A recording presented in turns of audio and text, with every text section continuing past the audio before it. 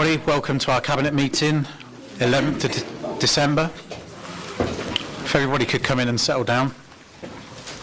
So, item 1, we have no apologies. Notification of requests from members of the public to address the meeting. I understand we have 3 members of the public, if that's okay. Got a list somewhere.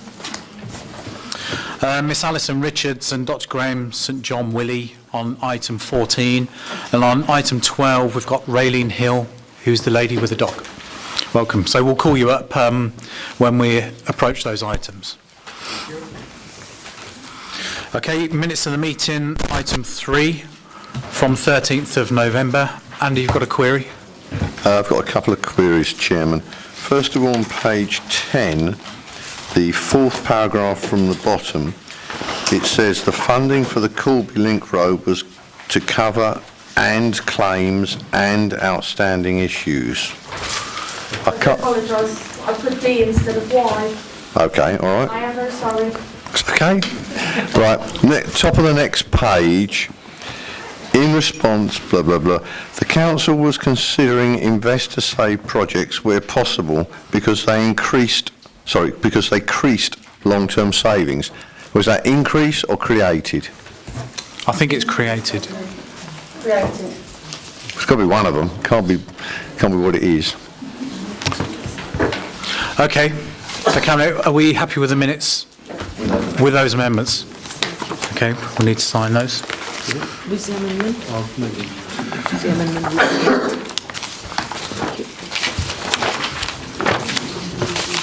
So what else I have?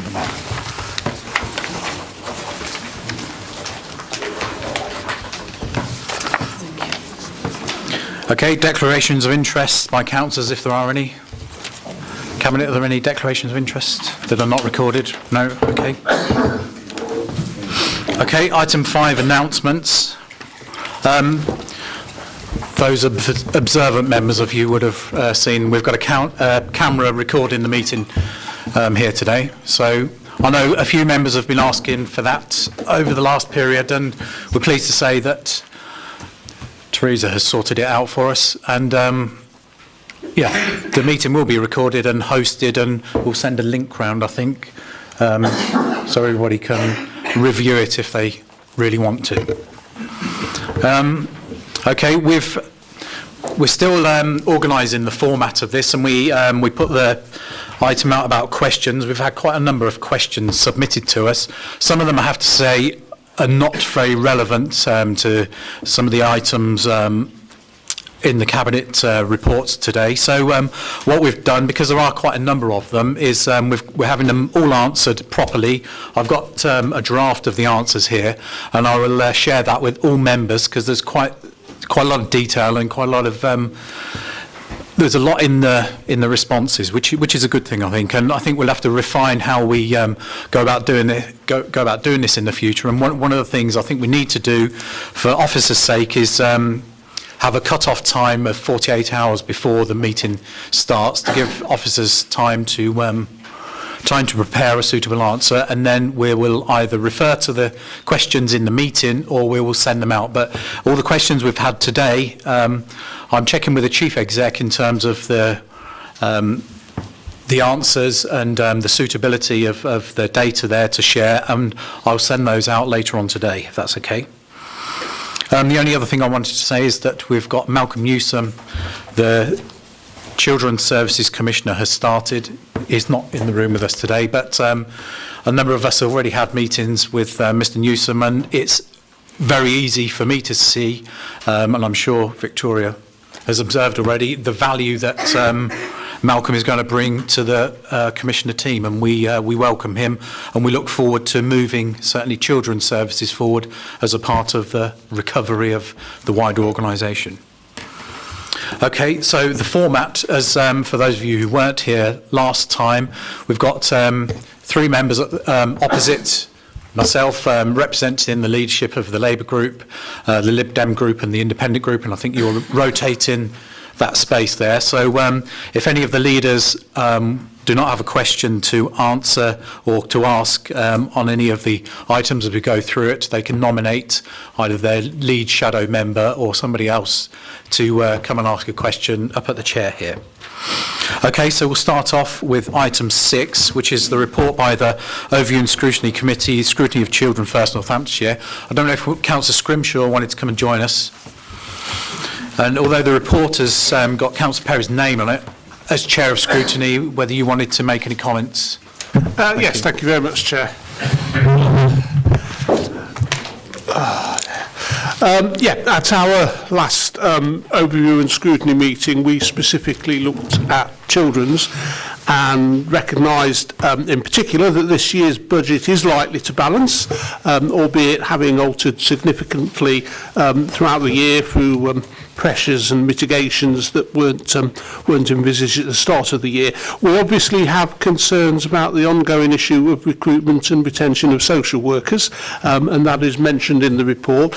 That's for a long time led to higher agency costs, and we understand that a working group set up by the Old Children's Scrutiny has prepared a draft report into that issue, but we're still waiting to see it. But the plan is that we will see that and hopefully pass it on along with any recommendations that it makes to your Cabinet for your January meeting. We did raise the issue of government funding not covering the cost of unaccompanied asylum-seeking children and the financial pressure that this puts on the council, although we heard that it was in part not because the council's spending was not cost effective. Now, for me, that was the first time I'd heard that argument, and it seems slightly different from the narrative that we've previously had from the council on this issue. So I'd appreciate perhaps any further commentary on that as part of your Cabinet's formal response to scrutiny's next meeting, if possible. And we obviously did discuss the recent findings by Ofsted, and we're concerned about obviously their criticism, and agreed that our committee would need to look more into the detail of how the service responds, but we recognise that a formal response is being worked out and will be due around mid-January. So simply to ask please that Overview and Scrutiny can be informed of that response, because children's services will clearly remain an important focus for us, not least because of the financial burden on the council, but also, of course, because of the significant risk that the service has to our residents. Okay, thank you. Councillor Perry, would you like to comment? Yep, thank you. So, first thing brought up was about the social workers. So yes, there was a working group. We wanted to put those findings straight into the system to get them on worked as quickly as possible, and work is underway looking at our recruitment and retention, and we will report that in January to the Overview and Scrutiny group. But at the moment we're kind of acting immediately as opposed to maybe waiting because we are in crisis. You mentioned the UASC. Yes, it would be the first time you've heard it, but it's actually the truth. And we've benchmarked the costing of what we spend on our UASC against other authorities, and we are more expensive, and so that is something that we have to look at.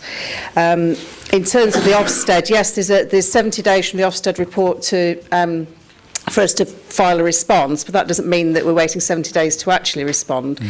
In fact, the response to some of the issues that Ofsted raised started before the Ofsted visit, so we hit the ground running on that. And I'm really pleased with the work that's happening, and the unallocated cases have gone from the highest this year at 390 to 124. But that's only the tip of the iceberg. But the changes are happening. What I would want to say to Cabinet is that I would like to see even more urgency filter down through all the authority in children's services. I sense a great deal of urgency at the top, and I need to see evidence that that's going all the way through to the bottom. That's actually imperative. And I think that's, unless you've got any questions about it. I mean, the other areas which are quite new, and I think someone did raise a question with me about the children's homes. So we are looking to repatriate children to the country, to the county when appropriate, because that will save money. This wasn't a favoured route previously, it is now a favoured route, and that has to be led from the top, and that support is finally coming from the top, which means it's moving forward, and that will make savings in the long term, along with carrying on the good work in our fostering and adoption campaign, which will save money as well. Okay. And just to echo some of those points, I think the point around urgency is very important to get to grips throughout the whole of the service. And the point you made around Ofsted and action taken actually before they came in, because I know it was something that the chief exec recognised when she came in. So just to echo those points. Did okay, Judy? Thank you, Matt. I was going to nominate Councillor Birch to ask a question, but Councillor Perry, thank you very much. You have answered quite a lot about it was mainly around the UASC. But can I take the opportunity to talk a bit about the format of the Cabinet meeting and how opposition members are involved? Because I agree that we need to iron out the process around submitting questions. I hope that you will accept that they're very valid questions that were submitted to you in writing, and I look forward to those written responses. For our part, we can, as an opposition group, as the major opposition group, we can tailor that, we can assign those questions to items on the agenda, and I think that would be helpful to everybody around this table, but also in the it would be helpful to the public. We welcome the recording of this meeting, but with regard to the openness around the questions that have been put, if we submit fewer questions, maybe those questions could at least be acknowledged at the beginning of the meeting and read out. Maybe not with the responses, but at least so that the public knows the questions that have been put.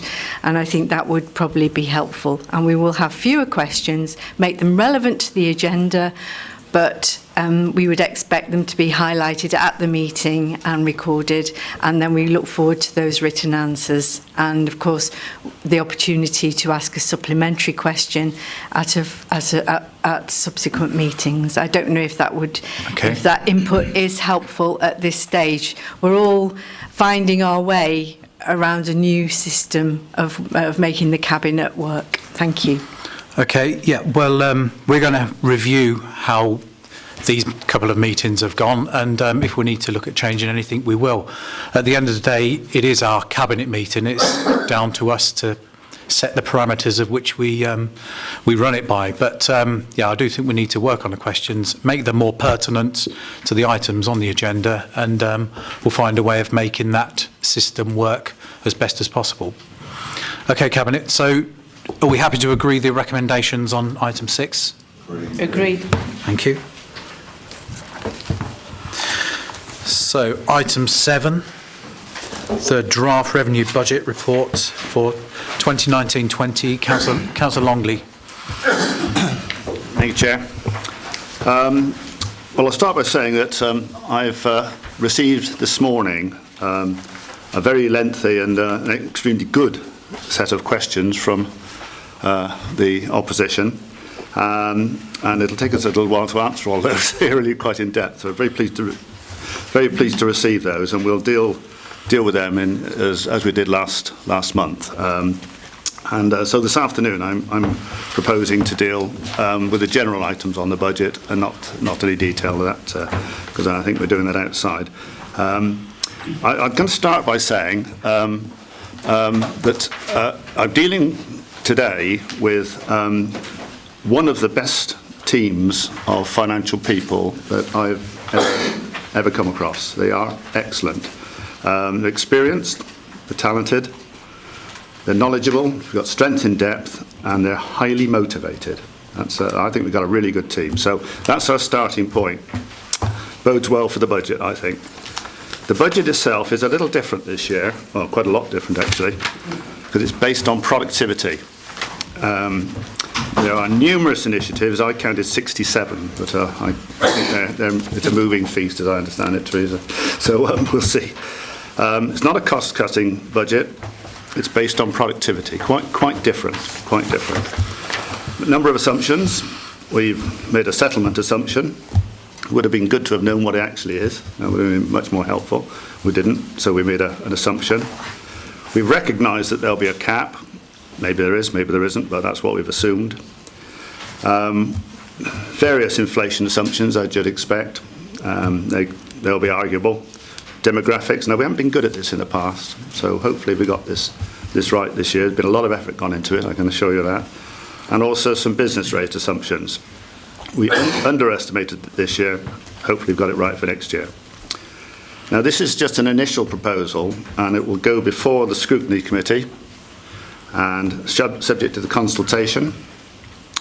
And no doubt it will be modified pre-February, which is the final submission, as we all know. But it's unlikely to change materially, we think, probably around the margins, and that's fine. So we're looking forward to the impact of scrutiny. Chris, in particular, I think you'll take a bit of a lead there, and Mike himself. So I look forward to that. I'd also be remiss of me not to comment on recognising the recent government announcement. You'll all be very much aware of that. And enabled us to consider the £70 million of capital receipts as revenue for this year only. As you probably all know, 35 million of that will be earmarked to remove last year's deficit, and that 35 million is still subject to the audit being signed off, of course, so a bit of a caveat there. 20 million pounds we put back into reserves, and we've yet to decide finally on the balance of 15. A lot of that will depend on the audit outcome. And the important point there, we're using Northampton County Council's own money to solve Northampton County Council's financial issues. So, without further ado, I'm very happy to submit that budget. Okay. Councillor Mercer. Thank you, Chair. A couple of comments. The first one is to endorse the comments about the finance team. It's not just a question of ability and talent, it's also a question of experience, because I've found that experience is a list of the mistakes that you've made in the past and you won't make again. Hopefully the people we've got here didn't make those mistakes, but they've seen the mistakes other people have made and they're avoiding them. They've managed to put things together in a very impressive way. When Malcolm referred to a budget based on productivity, what it means is doing things better, smarter, more efficiently, not cutting things out. It's doing the same amount but making sure it doesn't cost as much and making sure it's done more efficiently. I'd like to also comment a little bit on the 70 million. 35 million of that can be used to wipe the deficit that we inherited from the last financial year, which I applaud, which I'm very much glad to see. 20 million of it is going to go into reserves, I understand. There's 15 million left that I would personally like to see used to deal with some of the smaller but still substantial issues, such as the insurance reserve, the Section 38 reserve, some of the Section 106 money. I would personally like to see, if we can pull off this year's balancing act, that we restore some of those matters, because they've got to be put back at some point, and the sooner it's done the better. Thank you. Okay, Councillor Brookfield. I'd like to make that. Okay, Malcolm, Yeah, another point I would like to make, which I should have done, remiss of me not doing so. The government announcement that came through, the money obviously is very, very welcome. But the most important thing that comes out of that is a vote of confidence from the government. And that really is far more, in the long pull, significant than just the money. Thank you, Chair. Okay, we'll invite opposition members to speak and then we'll make some comments as Cabinet. Councillor Brookfield. May I nominate Councillor Scrimshaw? Okay.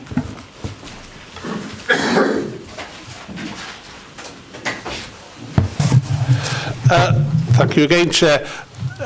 The new working arrangements, I'm not entirely clear on what I'm doing here, but what I want to do is to speak as... Did I really say that out loud? What I want to do is to speak as Chair of the Cross-Party Overview and Scrutiny Committee rather than as an opposition councillor.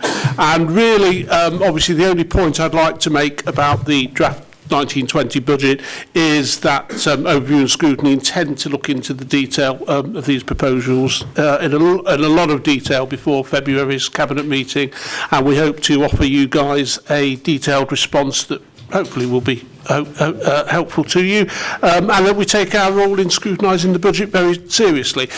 So for now, the only points that I really want to highlight, which I'm sure that you're already aware of, but I think, you know, we owe it to ourselves to do our job properly to sort of raise them, is that the risk to this budget comes from obviously this year's budget perhaps not balancing, because that would have significant knock-on effects, and there's a potential risk clearly about forecasting future service demands, which the portfolio holder has alluded to. I mean, given the council's track record in that area, it's something that as a committee we will be seeking to assure ourselves about the accuracy of the proposals, and I say I'm sure there'll be a lot more detailed comments about individual proposals, but I just wanted to raise those two items just so individual cabinet members are aware that, you know, potentially if there is something there to not worry about but be aware of. Thank you, Councillor Stanborough.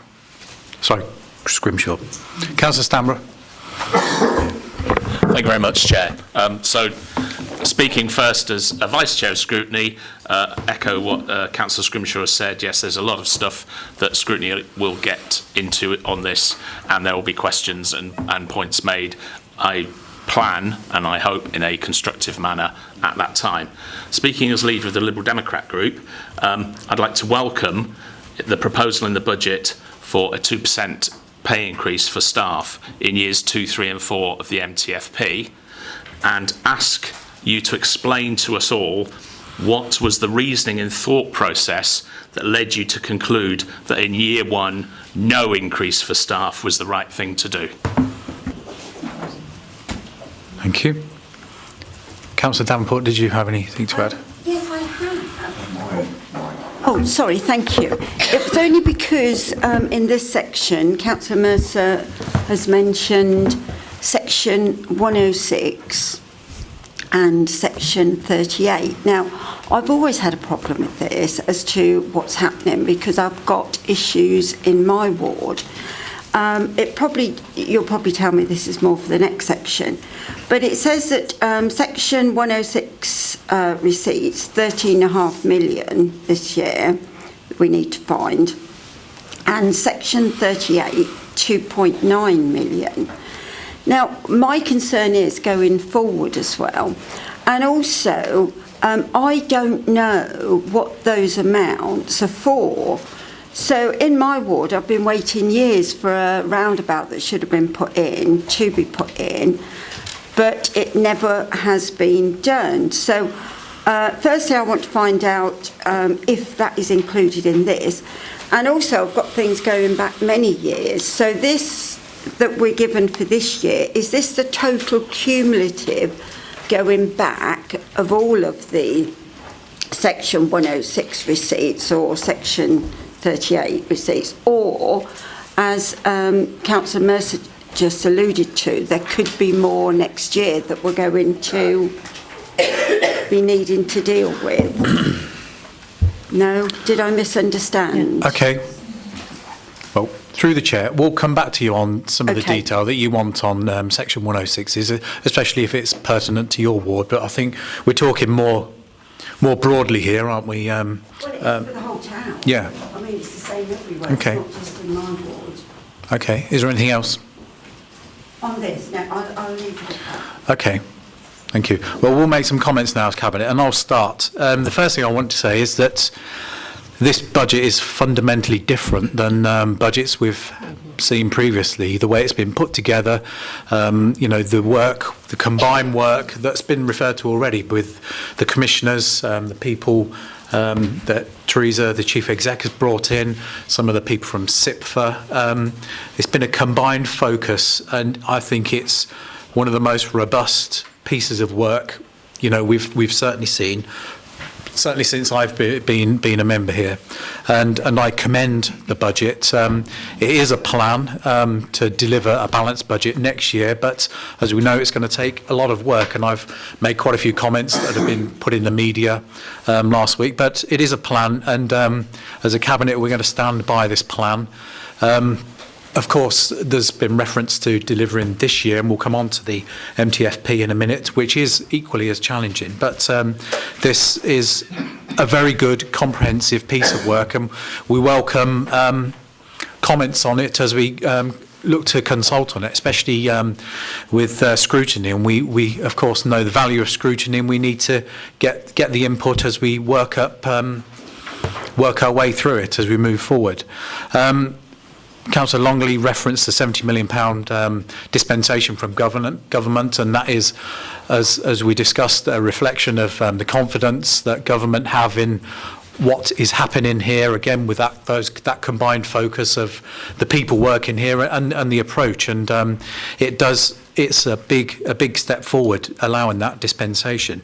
But as we know and has been discussed, this is a budget which builds on the work already underway to stabilise the council off the back of the stabilisation plan and the other plans and things that have been put in place this year, and looks to transform services as we move forward into the journey through local government reorganisation. But it lays out clearly our approach to service delivery. It looks to maximise our assets, involves value in our workforce, and I'll come on to the point made about the pay rise in a minute. It looks to work effectively with our partners, especially our districts and boroughs and our strategic health partners that deal with some of the big strategic issues, and it focuses on what's important to our communities and enables them hopefully to help each other.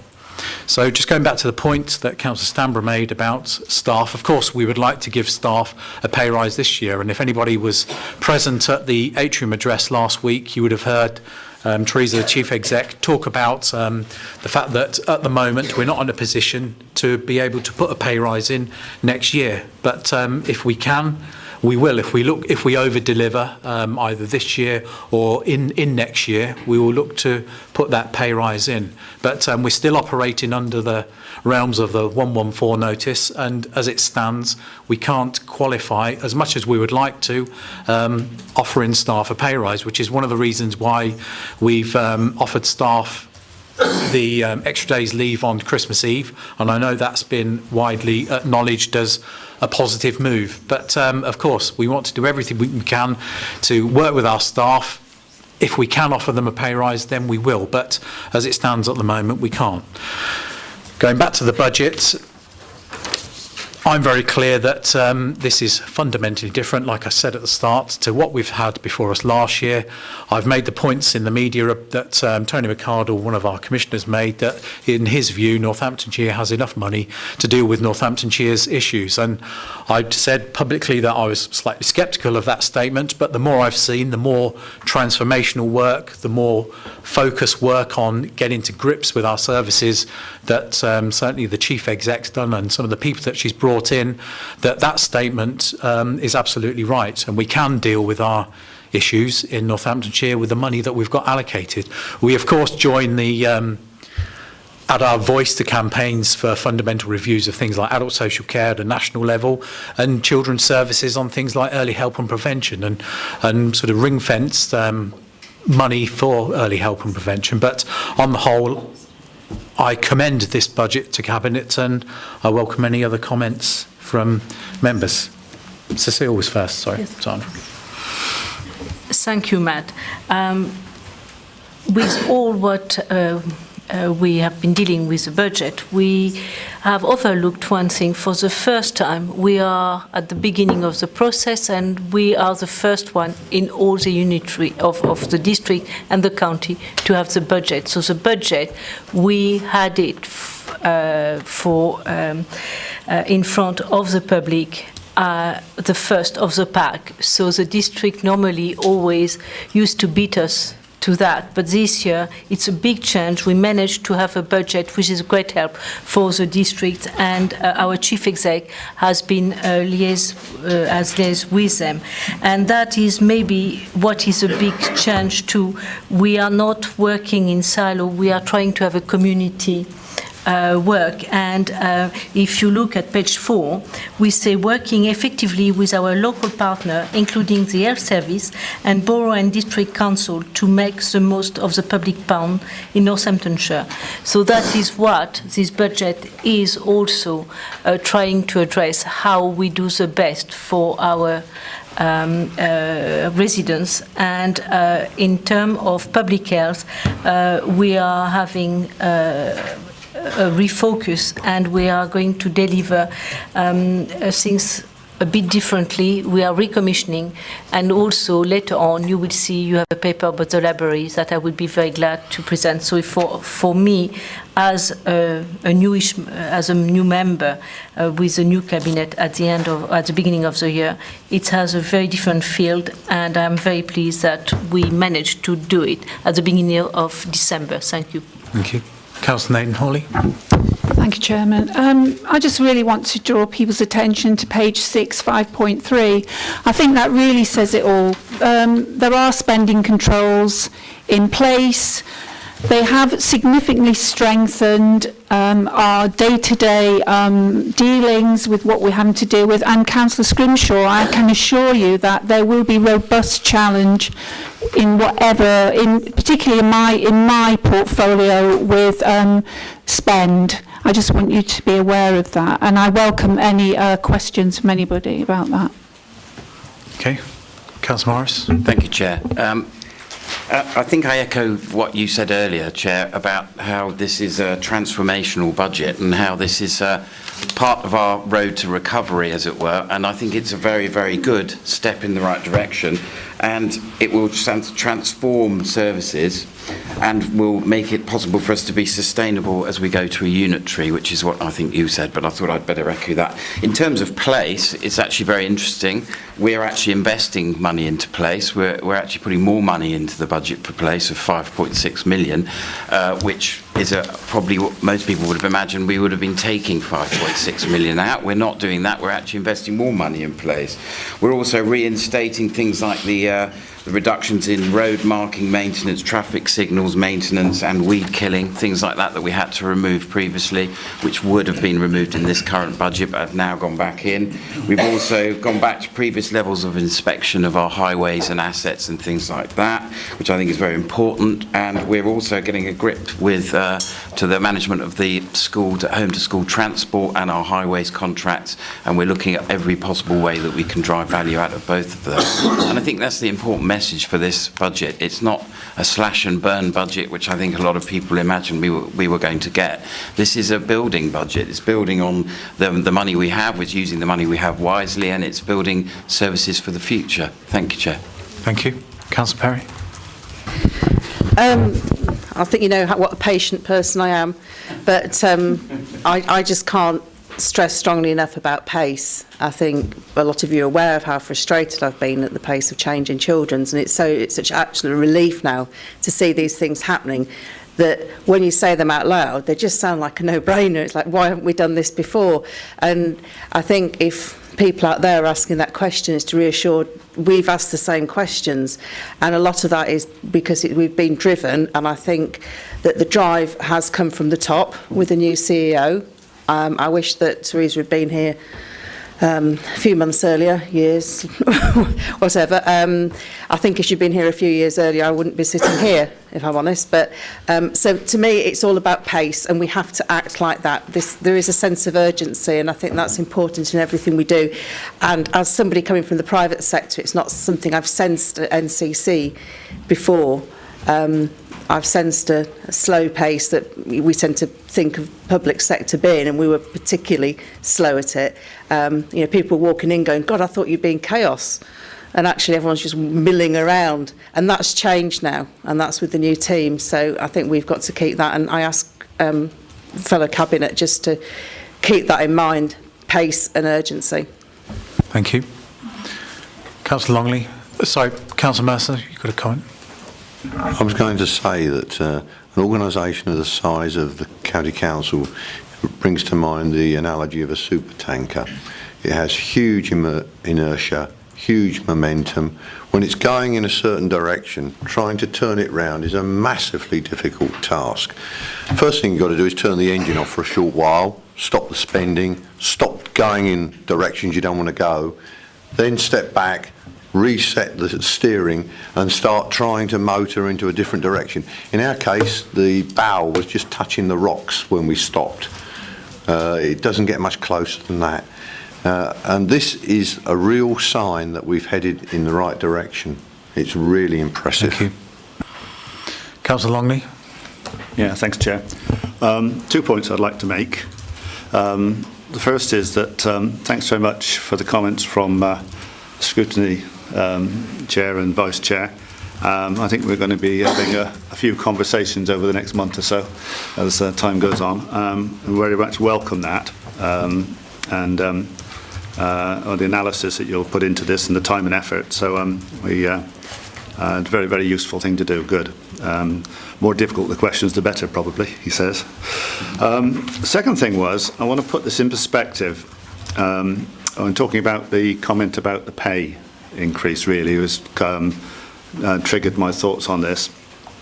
Last year, we had a deficit of 35 million because we had no reserves. And it's a 35 million deficit. This year, we've seen the forecast, it's 15 million deficit as we stand at the moment, which we hope to improve, intend to improve. And next year, we're looking at a balanced budget. Now, we're driving into I'll be coming to this at the next item anyway, but we're driving into that current deficit in this financial year. And if we're as successful as we hope to be, then next year will be a balanced budget. We might even do better than that. Given that situation, once you start being positive, when you start creating the wealth that you required, then pay rises are quite normal. But you can't, with a forecast of 15 million negative, as we sit at this tick of the clock, you can't do it. Call me a curmudgeon if you like. That's where we stand. Okay, so Cabinet, we've got the draft budget before us and we're asked to approve it for the purpose of consultation as per the recommendation. I'm very pleased and proud that we've actually got to this point given where we were at the beginning of this year, with notwithstanding the challenge that remains. So Cabinet, are we happy to approve the report? Thank you. So item 8, the monthly revenue monitoring report for the financial year ending 31st of March, period 7. Councillor Longley. Yeah, thank you, Chair. Well, I've said some of what I was going to report on in this one. This is a normal report, normal period 7. You're all familiar with the format now. Hopefully you like the new format that's been been put in the last few months. Shows us another slight improvement to a 15.6 million deficit as the current forecast. As I say, we're working very hard to improve at that. And as I just said briefly a moment ago, you've got to look at it in context. It's 35 million last year, and that still has to get the approval of the auditors. So we're not out of the woods there yet necessarily. Oddly enough, I believe that balancing this year's budget is a more difficult task than next year's budget. And that's primarily because of the timescale. You've got a very limited, we're running in to the end of the third quarter at the end of this month. So we've got a lot to do to get next year's budget anyway. And we've certainly got a lot to do to get a much improved position at this year end. So that's where all our efforts are, and there'll be various councils of war underway already. So quite a task. The other item I would say here, we only add items into this forecast when we know we've got them, when we know they're in the bank. We're not doing anything here that we might have to reverse. So there's no window dressing here. As I said when I first took the job, I'd tell you how it was, if it's bad, if it's good, and that's what we're doing. So I'd expect to improve, but we need to be very much aware of unknown pitfalls. You know, they happen all the time, and hopefully we've cleared them out. Don't know, maybe we haven't. So, therefore, grumpy old soul that I am, no optimism yet. Thank you. Okay. Councillor Brookfield. I'd like to nominate Councillor Hales, but before I do, can I just point to a written question from Councillor Roy, and I think it was mainly towards Councillor Perry's service area, which was around the savings that might be derived from balancing directly employed social workers and the use of agency staff. And I think Councillor Perry alluded to it before, but also just to alert everyone to the fact that there is a question about that. But Okay. Well, can I I will nominate make sure Councillor everybody. Hales, please? I will make sure everybody gets those answers. Thank you. Thank you for that. Could I just say as well, could I just remind members that questions to Cabinet need to go to Democratic Services, not directly to the portfolio holder, and they're managed in that way. Thank you. Okay. Again, Councillor Hales. we didn't know which was the best way to do this time, so we...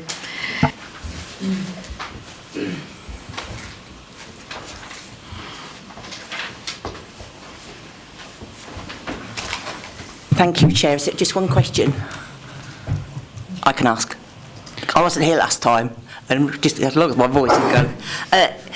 Mine is, although Councillor Bowen was also very much keen on this, it's the age debt. When you look at page 37, which is 9.4 paragraph, and the last three words is when you saying to look at external agencies. In what form of agencies are you talking about? Assume you've gone down the legal route and using bailiffs, or are you actually then think of looking at these what you call clusters? I think in brackets is a debt factory, when we actually give that amount of debt over to an agency, and then that agency then actually pursues that debt to the nth degrees.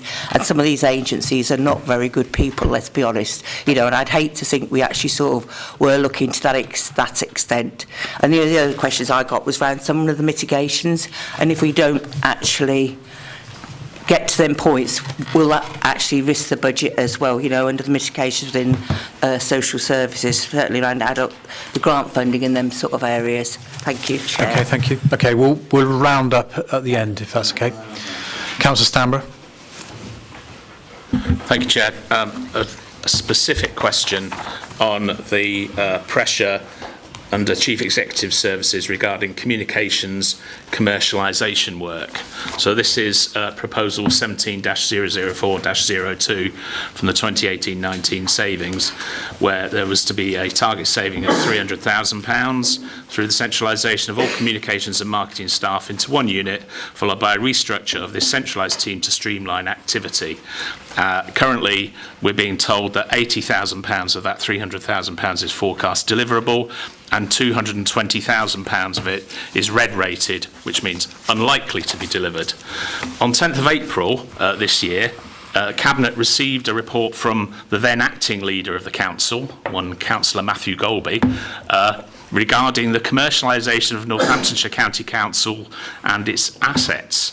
And that was a proposal to save £300,000 by the centralisation of the communications team, but we were told that instead what was going to happen was that we were going to sell advertising opportunities to appear on various council assets.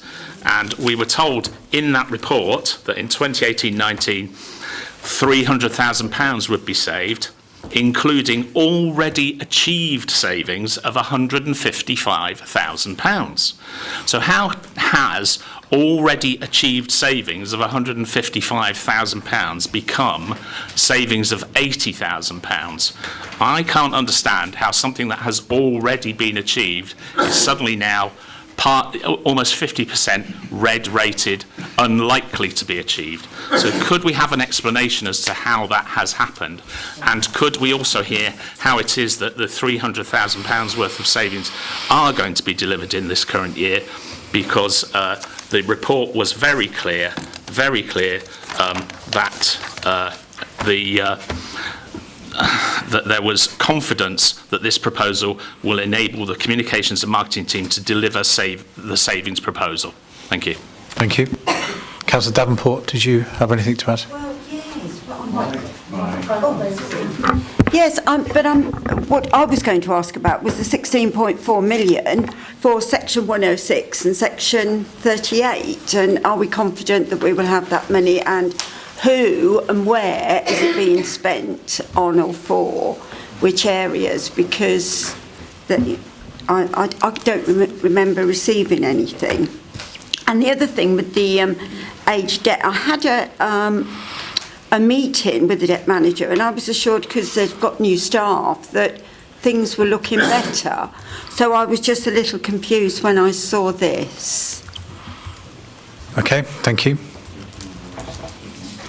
Okay, one of the points I wanted to make was echo some of the points.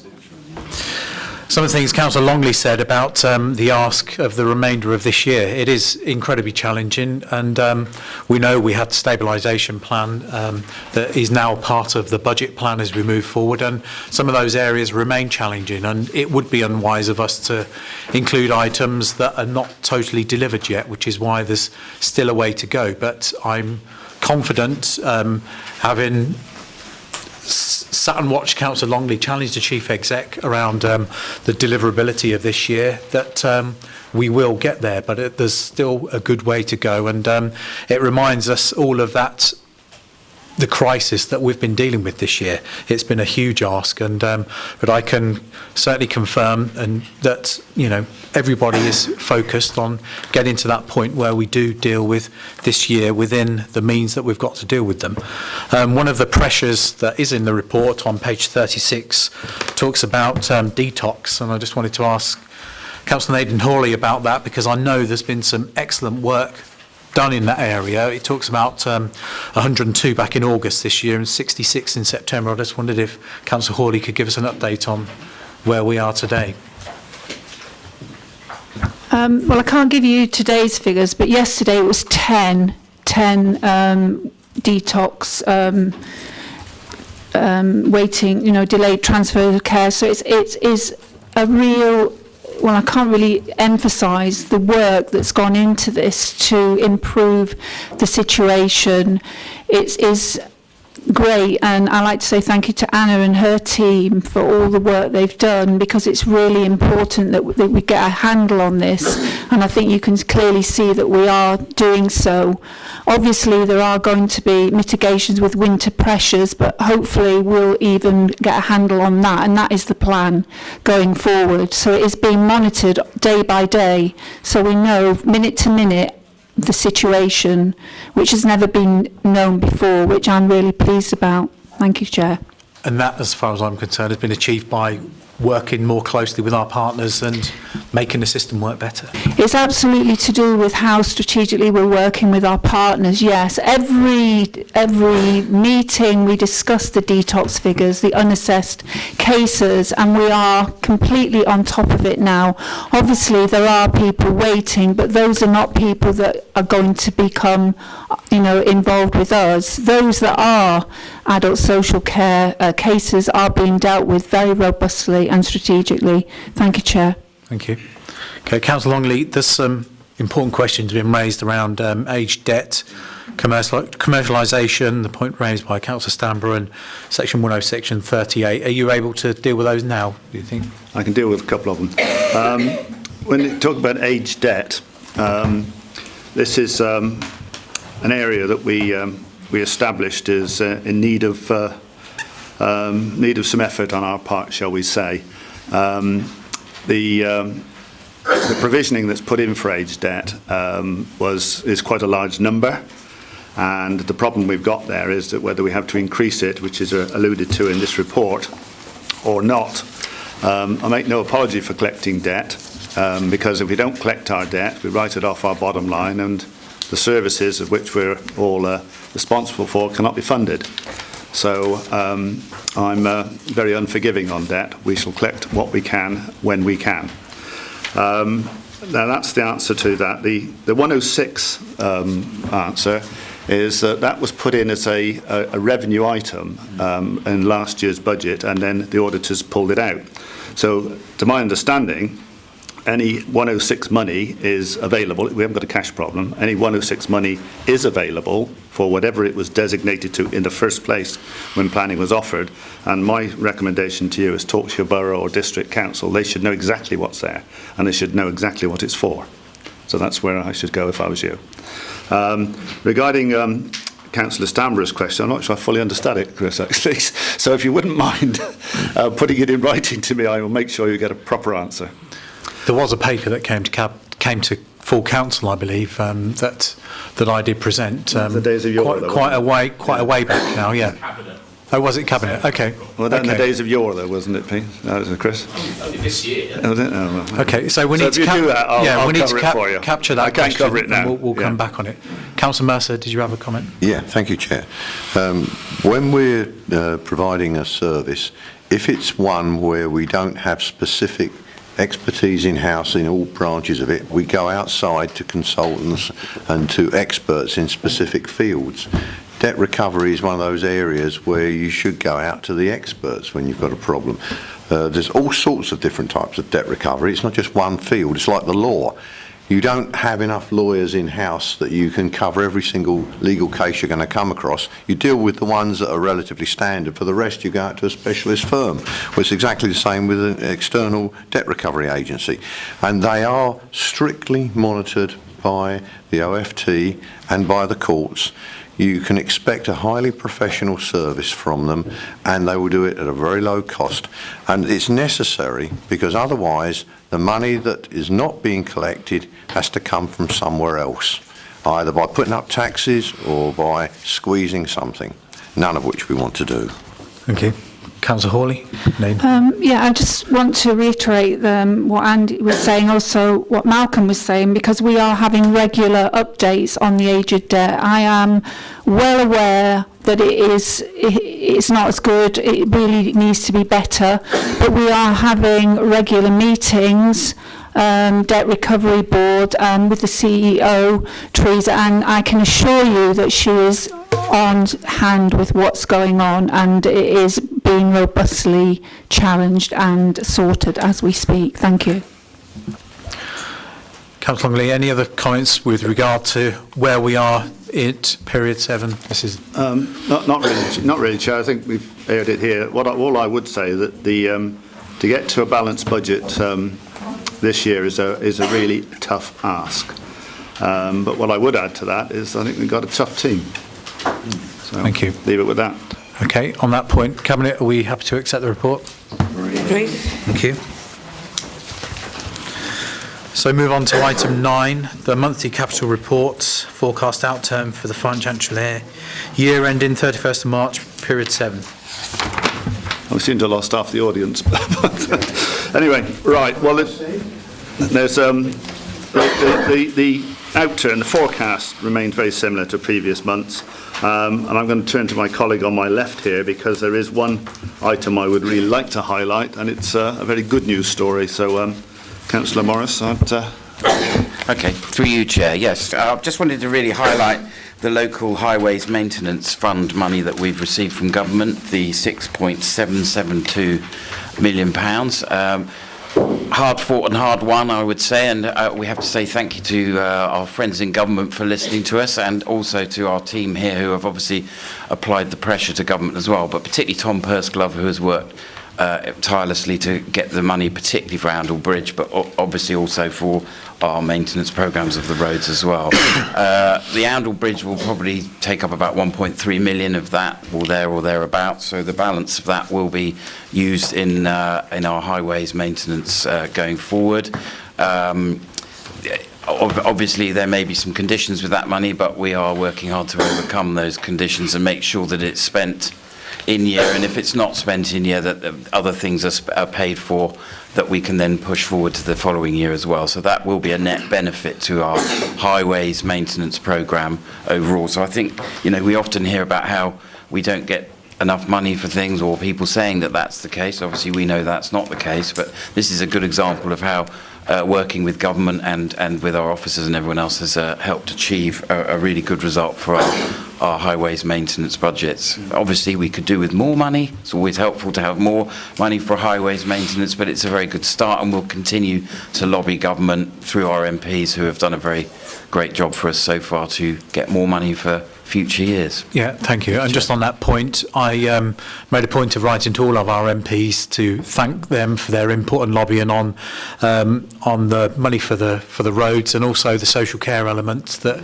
we will benefit from as well. And I asked them to thank the Secretary of State if they got the opportunity. And I know Tom Perskov MP actually wrote and did that to the Secretary of State, and we got a nice response back. So a year ago we were telling government that we hadn't got enough money and we needed more, but this year I'm making a point of where we are receiving something positive, that we are thanking them and appropriately and communicating well and informing them as to what we're doing, and of course reinforcing our focus and determination to deal with the issues we're facing at the County Council. So, Councillor Mercer. Thank you, Chair. First thing, I'd just like to point out a slight error on page 46, 8.1. It says 420 million for potholes. Well, it should be potholes and other road repairs, not just potholes. Right, next I'd like to ask a question of my colleague to my right.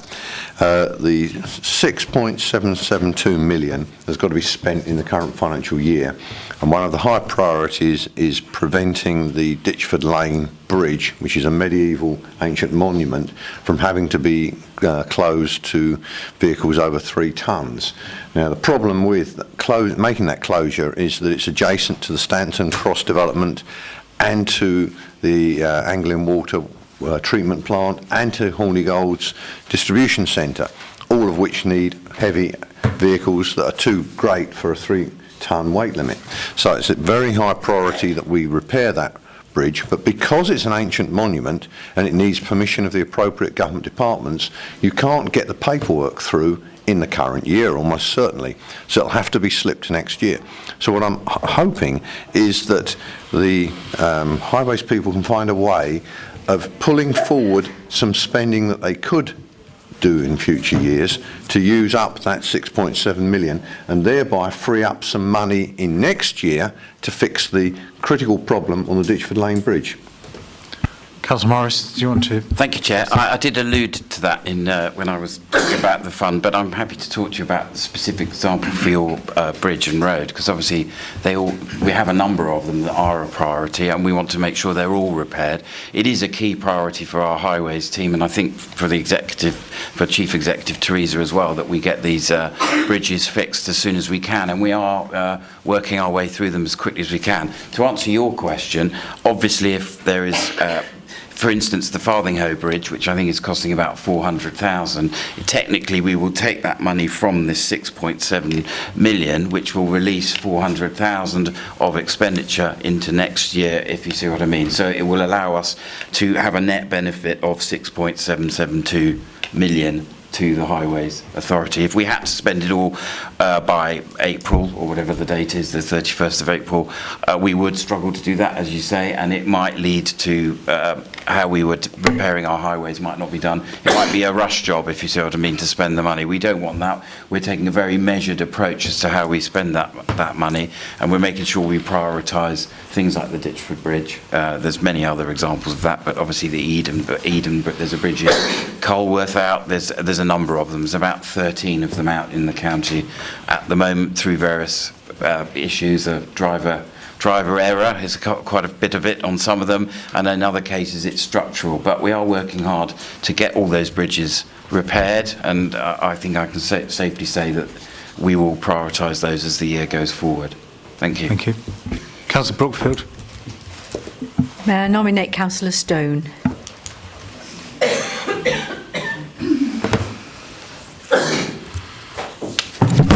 Thank you very much. I've got 3 questions, I think. One is, I thought we'd agreed that we would be investing to save, and in particular in children's services and adult services, bringing some of our services back in-house and back in county. So I'm a bit unsure about why we haven't got anything in the capital programme for that.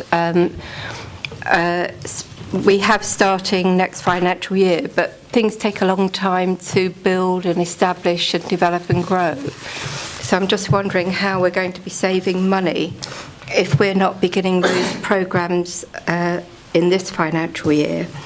The other question I wanted to ask is the question I ask all the time, which is about NIA. We put in an appeal in July 2018, it's now December, so 6 months ago, and I'm just wondering when we will expect a reply, because that £11.7 million additional funding for NIA is, it says here, it comes out of the Basic Needs Grant and from Section 106. So, you know, it's robbing other areas of really important work, and I think that's really urgent. I'm really bothered about the Section 106, well, I'm bothered about both of them, but I don't understand the Section 106. Was that a legitimate spend? And was that 106 allocated somewhere else? I think we need to know that. And I've asked before what the Section 106 money attributed to NIA itself was, and I haven't had an answer to that. I'd like an answer to that one as well, please.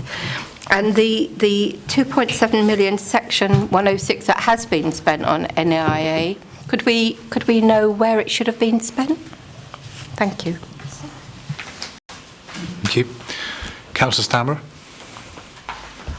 Thank you very much, Chair. So in the capital report on page 46 at the top of the page, we're told that our forecast of total available capital receipts is currently £69,867,000. That's the £70 million we've been given a dispensation for to use for other things, and that is, I believe, to permit revenue expenditure to be treated as capital expenditure, according to... Oh, it's not what it says in the budget report, but anyway, whatever. So I'm interested in the status of the £15 million that's available for the management of risk associated with the delivery of the current year stabilisation plan. Should we achieve all the savings we're planning and therefore not use any of that 15 million, or should we only use some of it and there's some left over? What will be its status when we move into the new financial year? Will it revert to being capital money available as capital receipts to use on capital projects? Okay. Can I deal with that? Well, let's just round. Ask Councillor Davenport if there's anything to add. Do you have any questions? Not used to this. Next time, look. But just to follow on from that, if it is all spent, what are we going to use for capital projects? Okay. Are there any other comments, Cabinet? Could you deal with those, Councillor Longley? Not all of them now, no. I can deal with the last question that Councillor Stamborough asked. My understanding is that if we do not use that 70 million for whatever purpose this year, it reverts back to capital. So use it or lose it, I think is the answer to that. That's my understanding. So. Councillor Morris, you wanted to... Thank you. In terms of the NIA question, which came from Councillor Stone, thank you for that.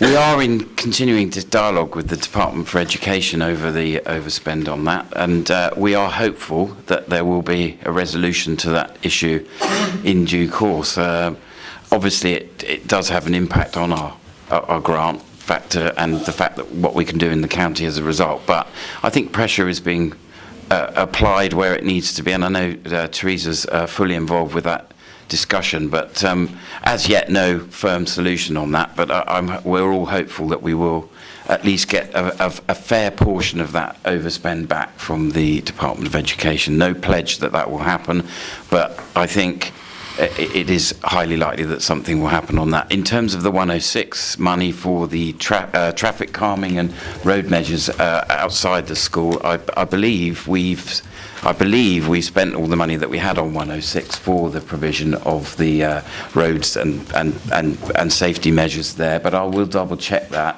and come back to you. But I'm pretty sure we've completed all the works there outside the school now, and if we haven't, we're very, very close to doing that. So I'll double check for you, Councillor Stone, if I may, and I'll come back to you on that one. Okay. Councillor Longley, is there anything further to add? No, I don't think so, thanks, Chair. Okay, Cabinet, are we happy to accept the report? Thank you. So item 10, the quarterly corporate report on performance, period 2. Councillor Mercer. Thank you, Chair. I'm particularly pleased with one of these reports, the detox one, which is quite outstanding, gone from being one of the worst in the country to being next to just about the best, I'd say. Having said that, I'm also impressed by the good and outstanding inspections of our early years primary and also our secondary schools. My main issue with the report is that we still have too many priorities here. It's extremely difficult for any organisation to simultaneously target 30-odd priorities. You can't be doing all of them at once. It's just not physically possible. I think that in the near future we need to have a conversation and decide which ones we think are the most important and which ones we should highlight, and we should then produce a report which dashboards the ones that we really consider to be important and the ones which we consider to be less important. Having said that, I'm pretty impressed by what we've achieved recently, and I'm happy to ask the Cabinet to note the contents of the report. Thank you. Any comments from I'd like to table. nominate Councillor Roy, please, Chair. Councillor Roy?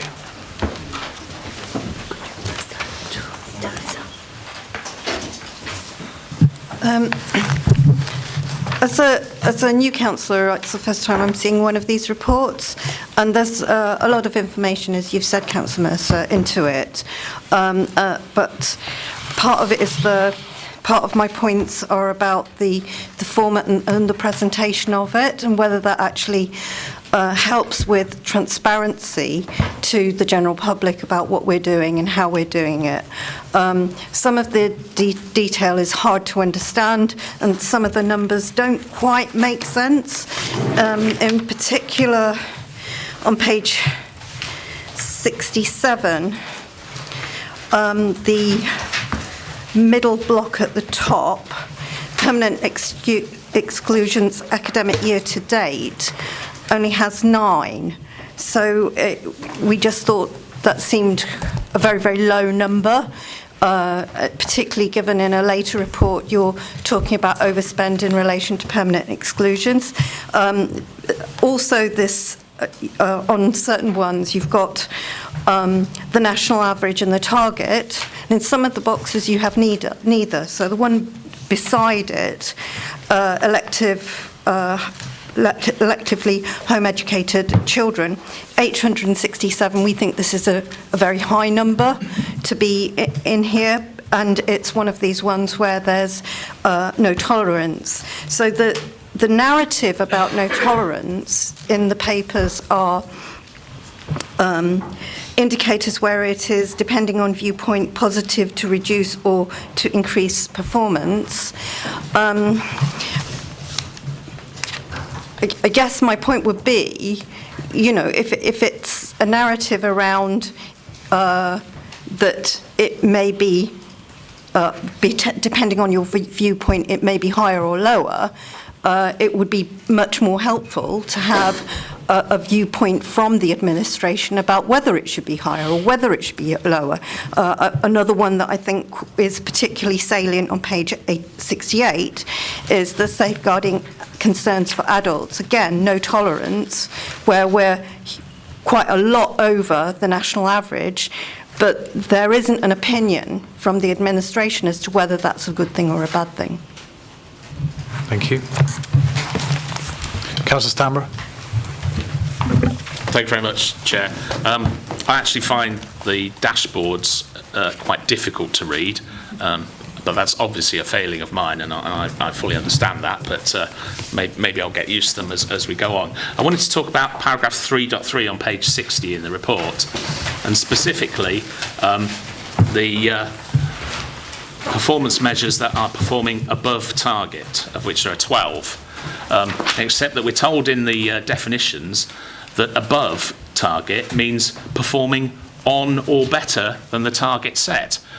If you're performing on target, you are manifestly not performing above target. And I would submit that there needs to be a little rethink as to how that table is put together, because in theory, at any rate, none of the items in the above target column could be above target. They might all be on target, and that would present an entirely different picture. And I think it's also just worth noting that whilst Councillor Mercer is obviously pleased with the report, only 12 of the 62 targets are actually performing above target or on target. Thank you, Chair. Thank you. Councillor Davenport, did you have anything to add? That's what I was going to raise. Okay. Councillor Perry? Yeah, just in response to Councillor Roy's point, I would take that on board. As you know, I've been off, so I hadn't actually had a chance to look at this report, but it doesn't match up with the figures that I've got on exclusions and home schooling in my own directorate. So I would concur with that. Yeah, okay. I do know we're particularly high in homeschooling, and that's a serious concern, isn't it? I know the permanent exclusions are higher than 9. Yeah. Wish there were 9. Yeah, this was up to the end of Q2, and yeah. Okay. Councillor Mercer? Yeah, I'll check, but I think that was the new permanent exclusions, not the cumulative total. Our problem is the cumulative total. Once they're permanently excluded, they stay permanently excluded until they finish education, which is not what we want.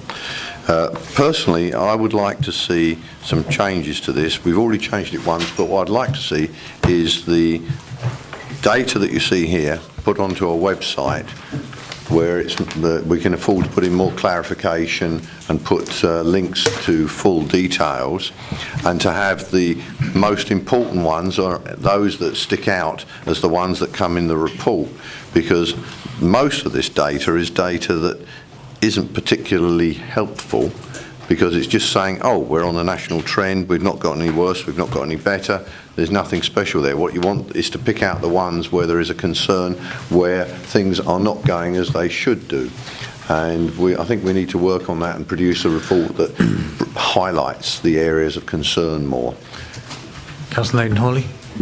I take on board Councillor Roy's comment about the safeguarding numbers. I think what you have to realise is that, yes, the numbers are high, but they're not, when they're assessed, are actually safeguarding issues. Very often it's a very small percentage of those that are actually under the section where they need to be considered to be safeguarding issues. But I completely take that on board, and I will give you the figures, the actual figures, if indeed that's what you need. Thank you, Chair. Okay, I'll just add that I think following this conversation, we can delegate through the Cabinet member to look at this report and maybe work with some of the opposition groups, so we've got some coherent input into how and what we'd like to see.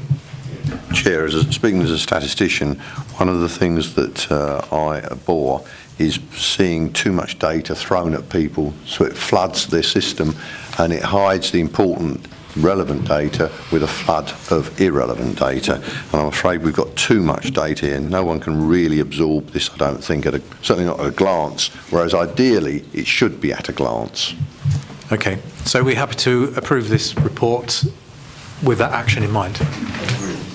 Okay. So move on to item 11, corporate travel and accommodation contract. Councillor Longley. Yeah, thank you, Chair. Well, this is all part of the cost control programme that we're all known to love and admire. And what we have here is the control of travel and accommodation. It's not a huge figure, but it's just part of the general tightening up that's going on. We spend roughly about £1/3 a year on travel and accommodation, very roughly, maybe a little bit more than that, but that's the sort of order of magnitude. And there is a line in the stabilisation plan for a reduction in these numbers. Now, if you look at item 3.4, it's very difficult to estimate how much you could save by these sort of exercises, but we took the view that Milton Keynes already installed this particular system, and their experience is they're saving between 10 and 20% of their budget. So that looks like the same number that we should be expecting. So that's it, just a tightening up exercise. Doesn't cost us any money to implement, zero cost, and we would hope to see some financial gains from it. So that's about the size of it, Chair. Thank you. Are there any comments from you guys? I've got a sort of multifaceted question, if I may, Councillor Longley, through you, Chair. And it's about the embarking on a contract that is until 2022. Now, I know it's stating the obvious, but we may well be have a different local government arrangement in the county by then. And my question is about whether this should be as part of our ongoing talks with districts and boroughs about how we change staff terms and conditions and bringing that all together as part of a package of operating. And that I think maybe we've discussed this as a group. I know we're kind of it's a rather woolly question, so forgive me. We were considering whether it would be better to look at different options and not commit ourselves to this 4-year contract at this time for the reasons that I've just stated. I wonder whether cost reduction couldn't be achieved through reducing the number of journeys out of county in any case, and whether we should take a look at non-essential journeys and be very firm about that kind of travel. And of course, bringing us back to our looked after children, the transport for our social workers, and whether that needs to really be seen as addressed holistically through the Directorate for Children Services. But I think our main point is really about we're going forward into a new council arrangement. Can we not use this as an opportunity to bring it in with all the other discussion with other council leaders and chief executives about a way forward on this? I don't think that the county council should be addressing this unilaterally. Okay, thank you. Any comments from Councillor Stammer or Brookfield? Davenport even, sorry. Thank you. Just checked. Councillor Longley, is there anything you'd like to add? No, not really. I mean, you've got to bear in mind here, I think it's a fair point about might not be in the same arrangement. What you'll almost certainly find, this is a national scheme, by the way, not a sort of localised thing, and what you'll almost certainly find is that districts and boroughs should, if they haven't already got a similar system in. Our problem lies is in the stabilisation plan, we've got to save £100,000 on travel and accommodation. This only goes part way. The comment you made about don't make the journey in the first place is clearly a very sensible one, and I know very well that that's underway, and that's part of the programme. The objective here is to save £100,000 this year. So that's our problem, and the control of these sort of things is really quite difficult because people have always got something so important they've got to do it, and this is in the judgment of the officers that have dealt with this the best option on display. And bearing in mind it's an LGSS item, Milton Keynes already using it. So we've got some experience of this. So you're darned if you do and darned if you don't. So that's our situation on it. Councillor Mercer. 2 points, Chair. First point is that we shouldn't see things as an either or. We should be trying to reduce the numbers of journeys, we should be trying to reduce the length of journeys, but we should also be simultaneously trying to reduce the cost of each individual journey given its length and duration. But separate from that, we need to act quickly. We haven't got the time to spend 6 months doing an investigation into what's the cheapest alternatives. We need to make the savings in the current year, and this is a way that our colleagues at Milton Keynes Council are already making those savings. Since there's already an institutional knowledge of how to exploit this option, we should take it. Thank you. Anything to add, Councillor Lyon? Okay, Cabinet, we're happy to agree the report? Thank you. Okay, item 12, the funding decision and consultation outcomes for the sensory impairment services. We've got a speaker on this, and it's Raylene Hill.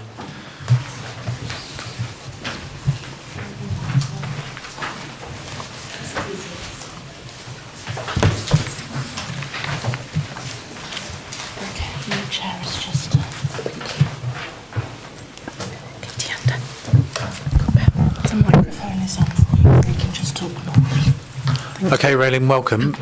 You have 3 minutes, so I'll give you a little warning when you've got about 30 seconds or so left. Thank you. I just wanted to come in because I'm representing an awful number of people. To give you an idea of where I'm coming from, 4 years ago, last week, I was ventilating a premature baby. By the April, I was registered blind. My sight went really, really rapidly, and I would not be here without NAB services, so Northamptonshire Association for the Blind. I wouldn't be here. The information, the skills and the social support that I have had from the organisation surpasses anything I've had from any other services. I was registered in Addenbrooke's and referred across through the council routes, and it took two to 3 months of me struggling on my own for that process to actually happen and someone to get in contact with me. It was purely through chance that my fiancé was aware of NAB, so we went in. And seriously, I wouldn't be here, and I know of at least 2 other people within the Kettering area that attribute their still being in existence to the organisation. So the threat of the funding cuts, that I think there's been a bit of a reprieve on it, but going forwards, the threat of the cuts could potentially see the end of that organisation, because there's an awful lot apparently that goes in that's due to the council support. And there's people losing sleep. This is really a big thing for those of us that have lost our sight. And I just wanted to come here today so that the people that make this decision actually have an understanding of how big NAB services are. It's skills, information that, well, I'll just say, go home and argue with Cortana to find information on the internet. It's impossible.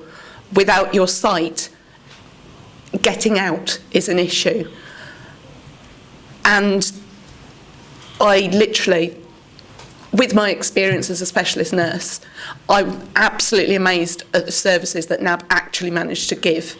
And I believe, in the grand scheme of things, it's not that big a contribution from the council. Most of their funding comes through other ways, but a lot of that is dependent on council backing. And I just needed to come and say something. I'm petrified at the moment, but I've travelled in all the way from Kettering. You're doing really well. Because it's that important. Yeah, okay. So. Okay, well, thank you very much for coming to speak to us. Thank you.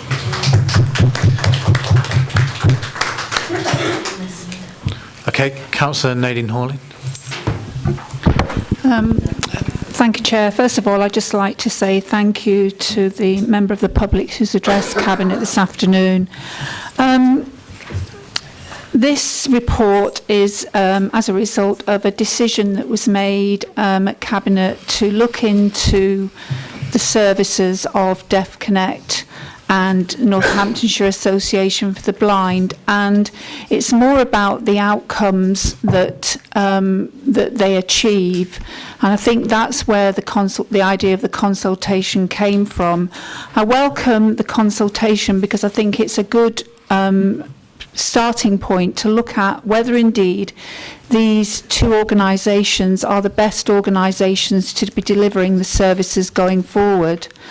The consultation is only really sort of like, it was comprehensive, I believe, when I read it, but I'm only sort of, the thing with it is we've agreed, I want Cabinet to agree that we continue the services for a further 12 months. And basically, members should also note, as part of the proposed local government reorganisation of the county, with a view to creating the two unitary authorities, it's to seek greater innovation and outcomes for these people that are very important, and to keep these people being self-sufficient.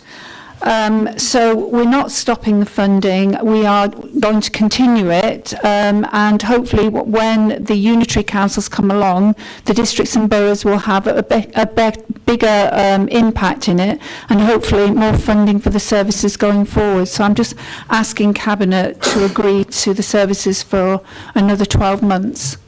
Thank you, Chair. Thank you. Councillor Stanborough. Thank you, Chair. Just wanted to refer to paragraph 4.7 on page 5 of the paragraph that's got this in, and the bullet points over the page, 4 of them, which are improvements that should be considered for the current service.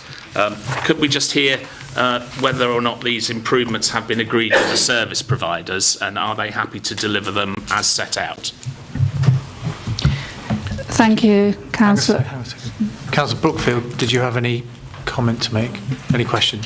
I'd like to nominate for this one Councillor Roy, please.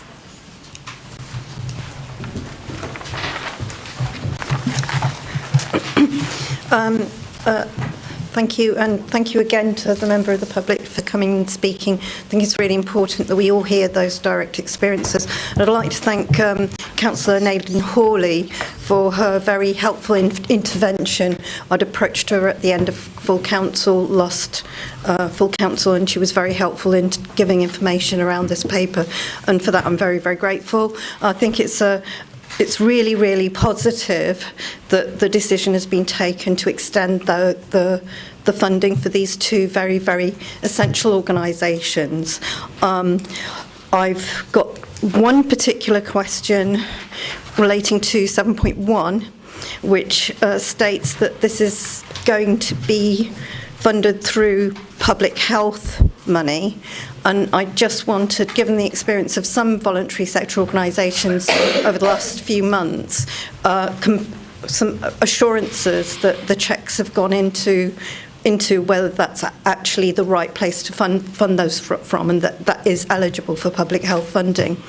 I also submitted a couple of questions in relation to the consultation, and I kind of get the wish for innovation, but I just think generally voluntary sector organisations in the county need some stability. At the moment, there is a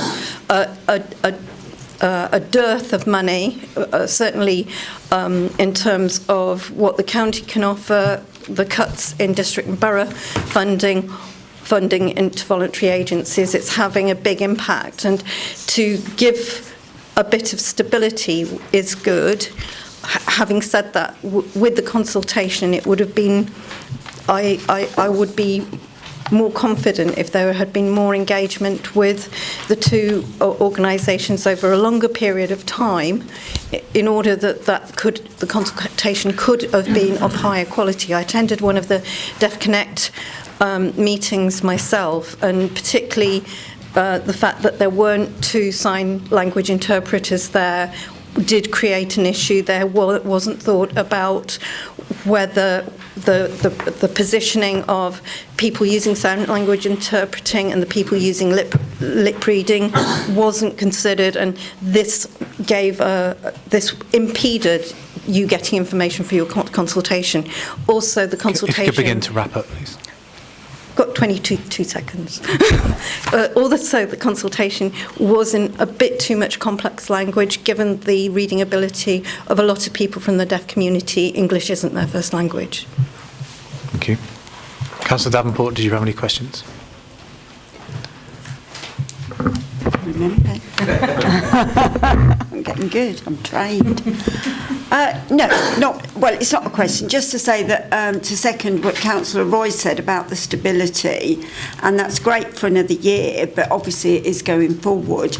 And the same with what's happening with community law and other voluntary organisations. It tends to be the vulnerable now that are suffering the most, and I think, we need to be mindful of that when making cuts.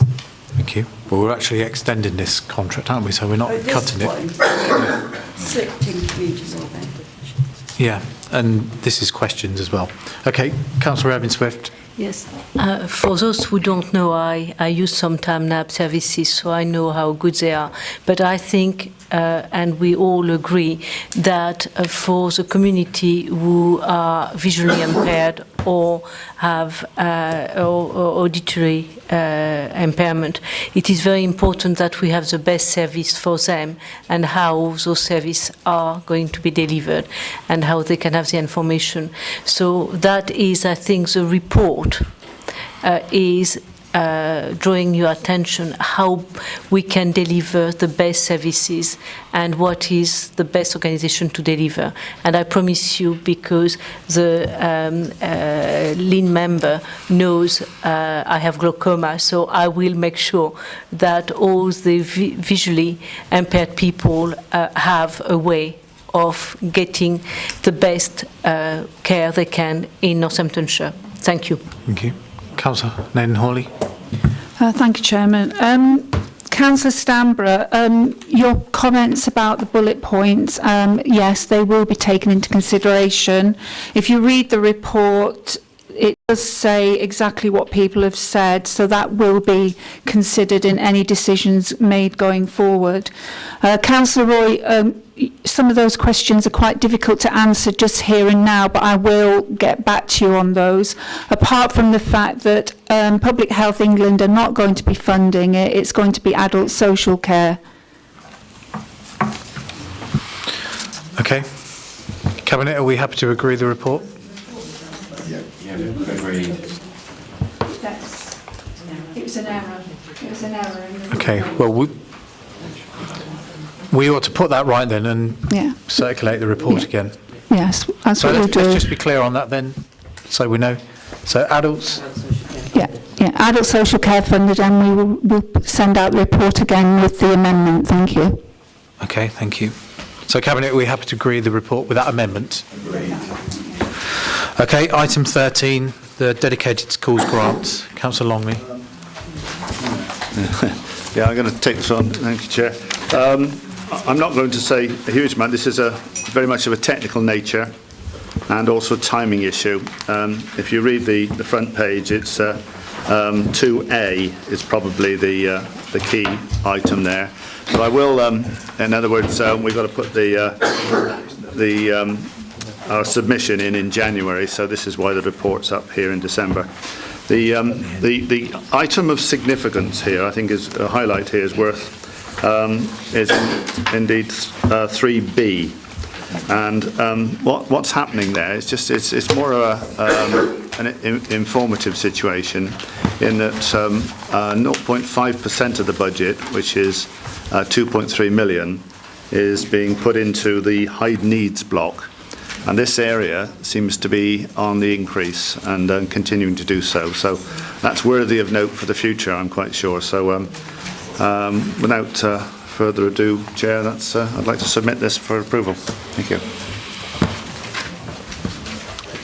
Colleagues, at the end, did you have any questions on this item?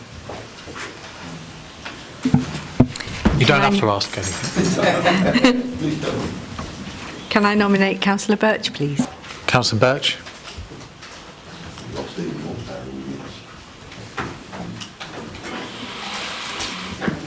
Thank you, Chair. Can I just go back for a moment to the previous report where Councillor Roy did mention some of the figures, for the permanently excluded. In this report, it says that they're increasing numbers and the overspend is 1.4 million. Things like this are so confusing. Does each of those 9 children add up to 1.4 million costs. You know, we have to have these statistics provided in a timely manner. They're up to date. They match with the reports that come later. That's a plea, and I hope I think you've sort of taken that on board, and possibly. As for the high needs funding, the high needs block, this is an area that I hear time and time again in schools. There is not enough money for the demand to be met. Schools have to provide a huge amount of funding for one-to-one classroom assistance from their own funds. And many of these children do require one-to-one teaching. So we're asking for a question here. Yes, I'm just asking, can you please make sure that this is protected as far as it can be, because it is a real need in schools. And my other question is about the early years funding arrangements. Can I have assurance that in the future these funds are made available to the preschools in a timely manner? This last year, the preschools have been unable to pay their staff, they've been unable to pay their room hire costs, and this has had a huge impact on both the staff and the communities to which they serve. So, timely funding, please, for the early years. Thank you. Thank you. Councillor Stanborough, did you have any questions? Councillor Davenport? Did you have any questions? No? Okay. Councillor Perry? Right, so the Councillor Birch raised the issue of early years funding, and we know there's an issue with early years funding, and to give you an assurance, hand on heart, that we're going to get that right in the short term, I actually can't. It is still work in progress, but in the interest of transparency and honesty, we're fully aware of it. It is bad. It's been really unhelpful. It's been really challenging for them, but we are doing what we can to rectify that moving forward. So we are fully aware. In terms of the high needs and protecting that, then yes, at Schools Forum, that would definitely be the message that we would be putting across, where these figures would be discussed in more detail. And again, on the exclusions, the figures on exclusions are available, and the costs, and I'm happy to sit down with anyone and go through with those the actual figures and the overspend and why that's happening. Thank you. Yeah, I just wanted to add the pressures on the high needs block nationally is an issue, and if anybody saw there was an article or some publicity last week around, I think it was the head of Ofsted raising this as an issue, and it needs national attention, and again we can add our voice to that to make sure that the right people are hearing it. Councillor Longley. Yeah, I was going to come back on the high needs issue. This reflects a move towards that and an additional 2.3 million in that area. As Matt said, it is a national issue, and the reason we've got it in this report is that at the Schools Forum, this was their proposal, and they met on December the 4th, so they've proposed and we've agreed. So is it enough? Well, probably not, but it's the best we could do this year. So it's a movement in the right direction, most certainly. Okay. Thank you, Chair. Cabinet. Sorry, Councillor Mercer. I'd just like to comment on the 1.4 million projected overspend. There's an important word there, and. It's increasing numbers of such exclusions and the increasing costs per exclusion. It's not just that 9 additional pupils have led to 1.9 million. Okay, well, we said we're going to get some detail on that, haven't we? Yeah, I mean, on that, it is that figure is. There are accurate figures, right, and we've highlighted that, and I know why we've had increased costs. It's the increase in the complexity of the needs of the children that have been excluded, that the normal route we take. So, for example, primary school children, we use Catch-22, but their needs are so much that they're not being able to deal with them, so they're then having to send them on to another provider, say like the HITS programme at the Saints that I've worked on, and so it's doubling their costs, and it is now with Schools Forum to discuss how we can address this issue. Sorry? It might just help if I add something about the data. Do you want to come up to the front, Lucy? I'm sure you probably all hear me. Just to say that the data reporting periods are completely different. So the money is being reported by financial year. The number of exclusions is for the academic year. So that number 9 is academic year to date. So that's only from September this year to date. So that's probably why there's a disparity between what looks like the actual cost and the numbers that are being reported. Okay, well perhaps through Councillor Perry we could get some clarification around this and how they correlate back to the quarterly performance report and the information contained in this report. So we've got some detail to share with all members. Anyway, Councillor Longley? Nothing more to add. Okay, Cabinet, we're happy to agree the report?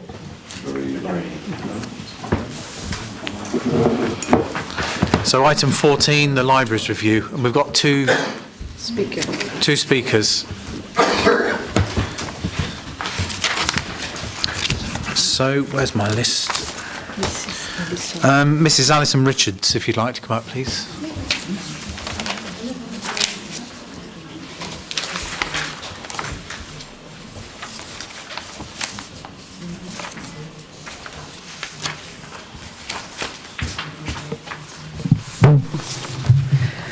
Thank you, Chair.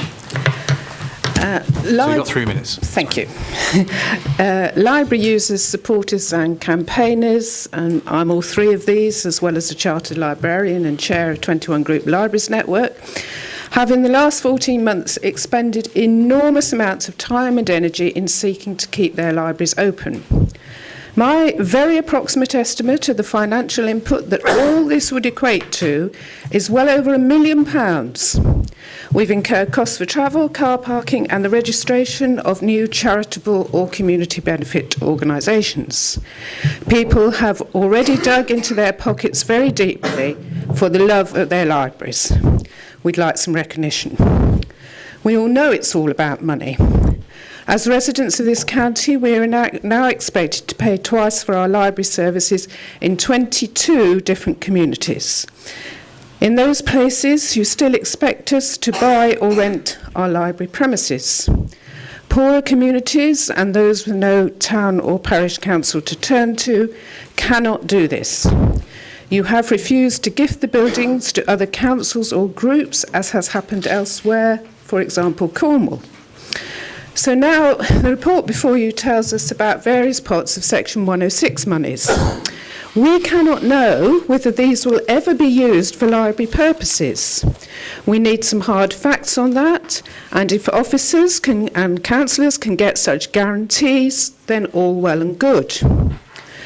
So let's look at paragraph 4.9 of the report. You'll note the reference to the 21 Group Libraries Network and the help that it has already given. 21 GLN, as a key stakeholder in the library review process, expects to have further involvement in the coming weeks and months. But 21 GLN has never supported the idea that library communities must buy or rent their premises if they take on the management and running of their libraries on a purely voluntary basis. For individual communities, there is immense cost needed for them to acquire existing library buildings, and the role of potential use of Section 106 monies raises queries in my mind. Any library that has to move into other premises is very likely to be downgraded in terms of what it can offer and afford. So I'd like to know which other public library services by name have given advice and support on the review process, and whether or not any of them have made recent use of Section 106 monies. I have submitted this question in advance, and I've asked Councillor Irving-Swift to reply to me in writing, which I'm sure she'll do very shortly. Thank you. Okay, thank you. So Dr. Graham St John Willey.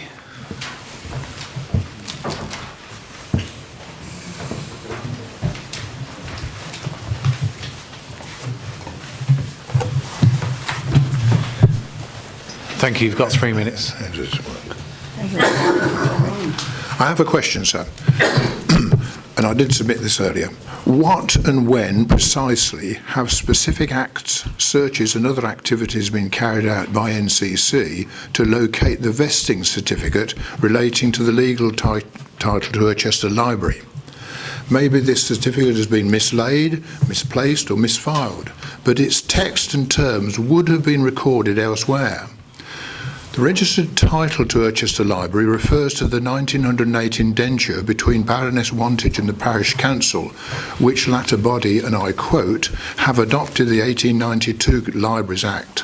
And whereas Lady Wantage, being interested in the welfare of the inhabitants of Urchester, has offered in grant the said piece of land to the council in consideration of their agreeing to erect and at all times hereafter maintain thereon a public library, both for themselves and their assigns. In short, under that deed of grant, those restrictive covenants and rights were included. Lady Wantage's terms were accepted and the people of Urchester guaranteed a library. Nothing could be clearer. The County Council acquired the library through the 1964 Public Libraries Act and a vesting certificate was issued. Its terms remain intact today. So when in 2013 the County Council registered the property with the Land Registry, the restrictive covenants and the rights granted were again registered so that it can still be only used as a public library. I am advised that the very existence of a vesting certificate should have alerted the NCC to the probability that it did not own and does not own the property in fee simple, as you and I might own our own home. Instead, it's held like as a trustee. It is not the equitable owner, but rather as one who holds a legal and managerial ownership in trust for the enjoyment, benefit and use of the beneficiaries, that is, the people of Urchester. NCC is now proposing to remove this library from statutory provision, so it does seem to be rather pointless in retaining it and any associated vested duties, since even if it did attempt to sell the property, and this could only be done as a public library, all of the proceeds would have to be given back to the people of Urchester, so why not just give it back to them? Meanwhile, I would like an answer to this question and to have the details and information in a hard copy letter form, not by email, duly signed by a legally qualified person, and I trust I shall be sent a copy of the vesting certificate in due course. Thank you, sir. Thank you. Councillor Irvine-Swift, would you like to introduce the report? Thank you so much to the speaker, and we will answer the question directly. Thank you so much. Well, it's good news about the library, and we do recognise the work that the volunteers have done and all the work that our officer and also the district and all the partners have been doing with us. So we do recognise that work, and because of the work that has been done since the judicial review, we can propose that report today. I will outline that it is all the proposals are still subject to consultation, and it will be on to constitution on to the 6th of February, or 8th of February. So what you see in front of you are just proposals, and I will try to summarize those proposals. First, we have to be very clear. There are proposals, and as it stands, until the 6th of February, everything is remaining the same as it is today. So we are not proposing any closure in the meantime, because that was what some members of the public were fearful of. So at the moment, we have 3 categories of a library, and I will not go into the detail of all of them, but what is very important is that to make sure that the public is engaged, and we will have a series of consultation with members of the public, and officers are going to advertise that, plus each councillor, the division councillor, will have a meeting with the officer to make sure that they are informed of what happened in their division for their library. Basically, what we have tried to do to reply to all the concern and also to address what the judicial reviews that we have comprehensive library service, we have proposed a tailor-made solution for each locality. So it is very, we know a lot of details, and that we will, with our new CEO and with all the councillors, all the officers, we are going to work to deliver a tailor-made solution per community. It is important to notice that each library has an equality impact assessment, and you can find it, we have read it, you can find it on the website, you have a link. So please do look at your equality impact assessment. So finally, it is very important to note that in the consultation, 8 libraries are excluded because we are still in discussion. The officer and with the communities are still discussing the final point, and we don't want to do a consultation that is not thorough with those 8 libraries. And may I give you the name of the library for those? So the library with a delayed consultation start dates are Earchester, Findon, St James, Duston, Long Bugby, Farcotton, Ironfire, and Abingdon. So those libraries will not be part of the consultation we're starting tomorrow, I do believe. Earchester, which is your library, or the library you were speaking of. So on that note, I think we have made great progress. All the officers are engaged with the community. Our partners, the borough and district, are engaged with us. And this paper is just to start a consultation. When we have the result of the consultation, a final proposal will come in front of Cabinet, and I'm sure we all will be very happy with the progress that has been made about the library service. The 8 libraries that are going to be excluded from that consultation will have a consultation when we are further on with the work we have to do. So, can we just keep it down a little bit, please? So, with no further ado, I would like you to accept that, to note that paper. Thank you so much. Thank you.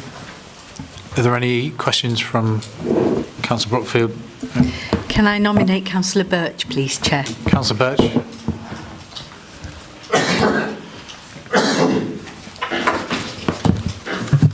Thank you, Chair.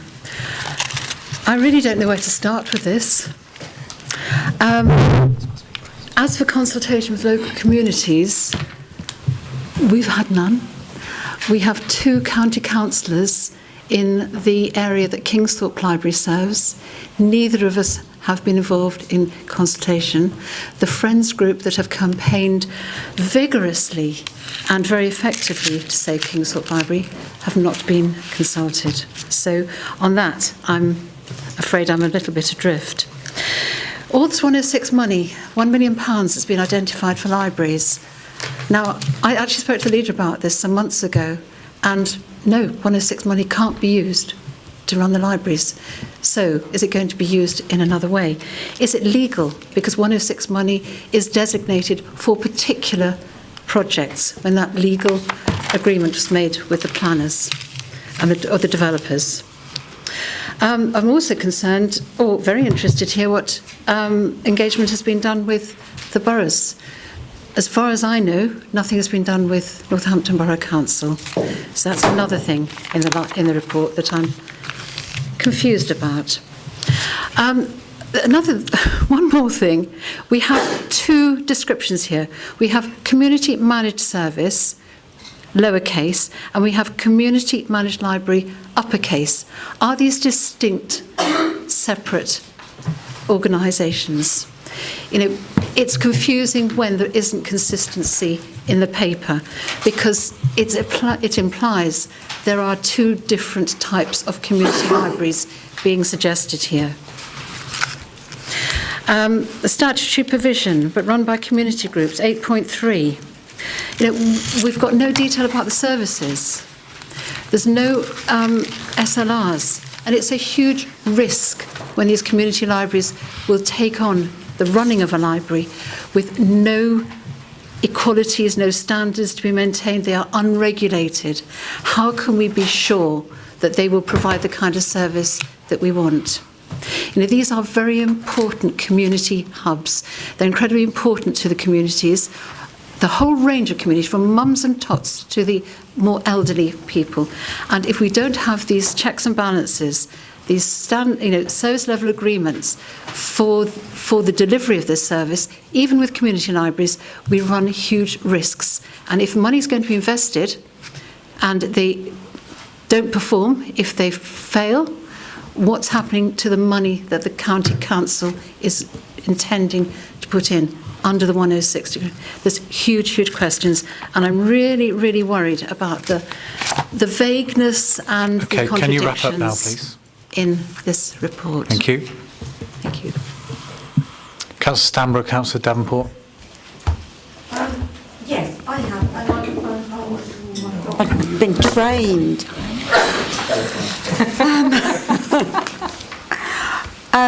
Yes, I would like to nominate Councillor Hakewell, please, and I just have a couple of questions. Well, it's either Councillor Hakewell or your questions. Come on, two of us. No. You can ask mine as well. Come on. If you can read my writing. I have now three questions.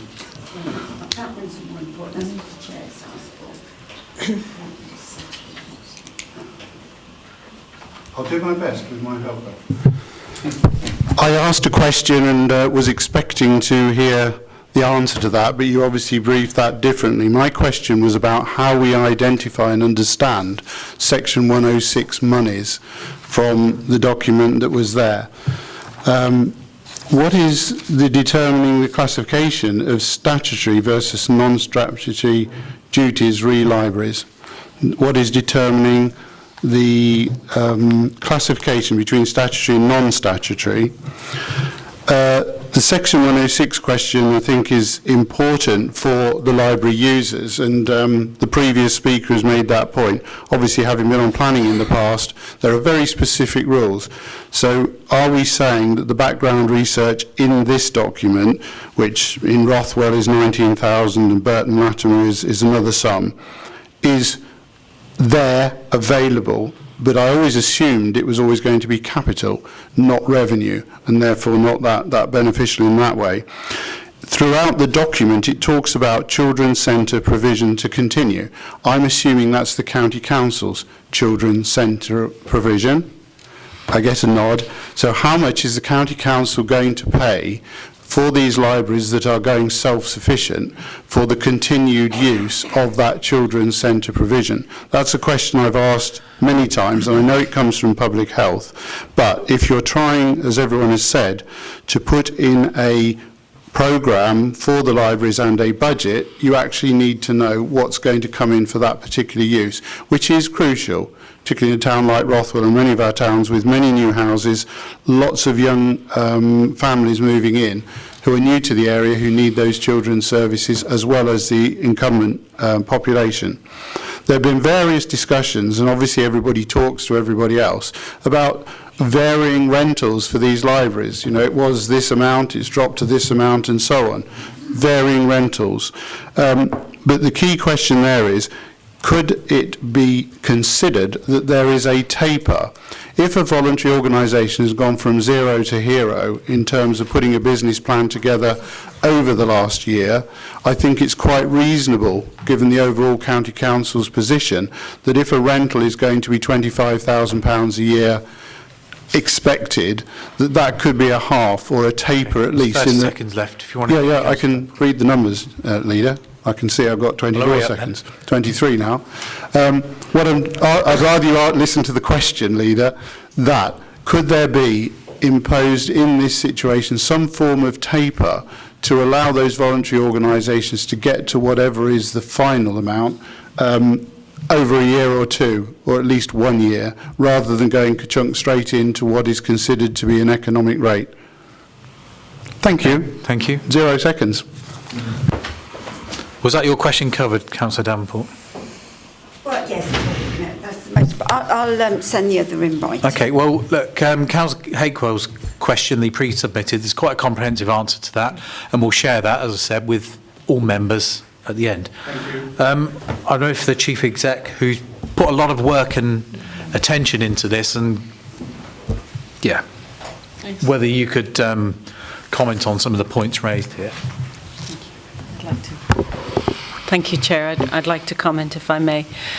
First of all, I'd just like to remind everybody that we are operating under a Section 114 notice, which means that we have very strict criteria, and we agreed, Cabinet agreed, and Council in August this year when I arrived, that we would only spend on statutory requirements. Therefore, we have, as you're aware in the report, a list of libraries that fall within our statutory requirement. And I just remind everybody that the County Council is only obliged to retain those libraries under statutory provision.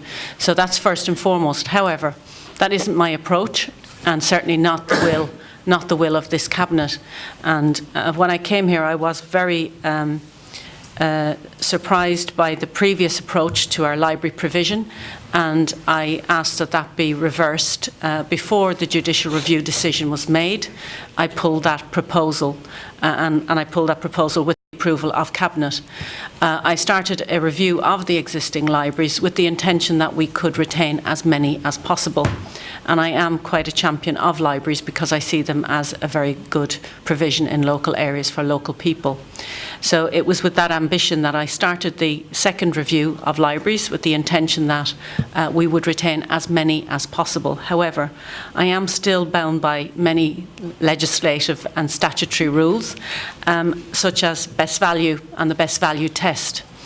And that's where I have to make sure that whatever we decide to do as a local authority, we are fulfilling those best value rules for the public. It is public money, after all, so we have to ensure that we deliver the best value we can for our outcomes.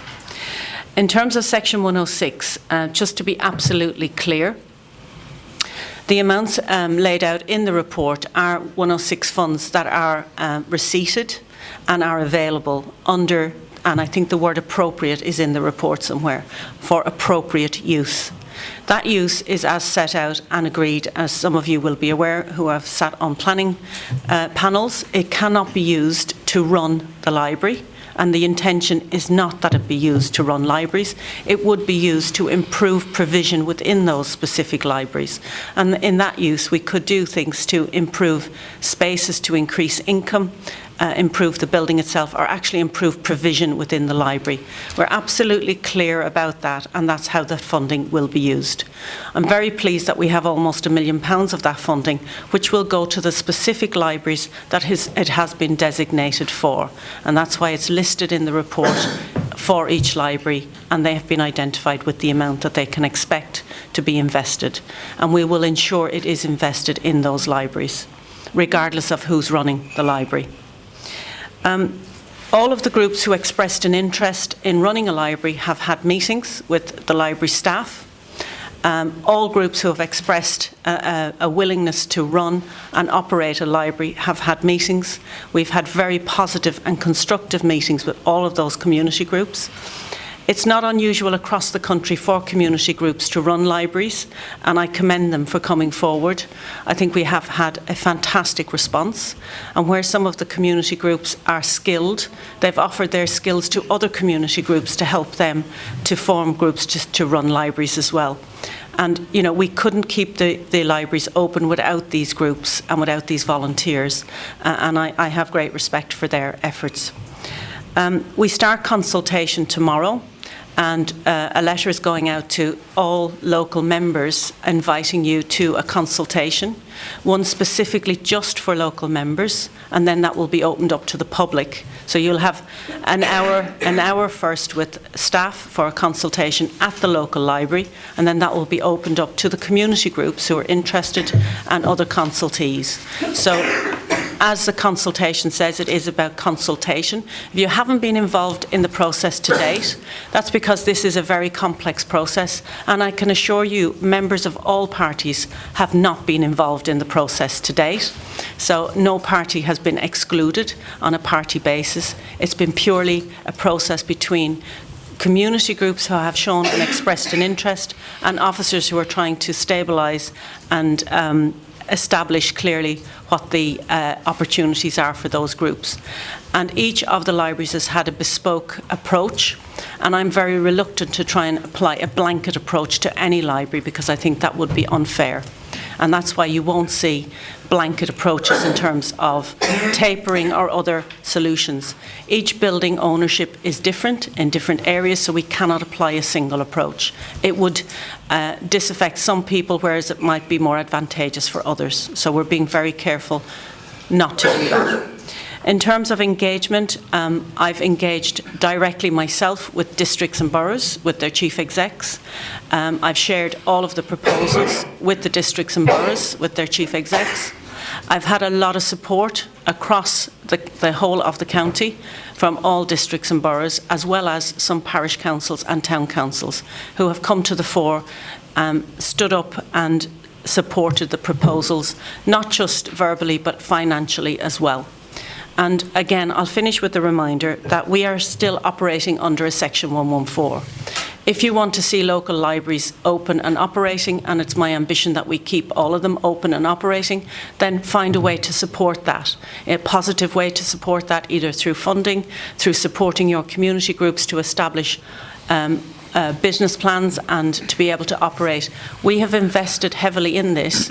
We've also, if you recall, in the stabilisation plan, identified an amount of money to put aside to make sure that this gets implemented properly. It's not our intention to hand a library over to a community group and walk away.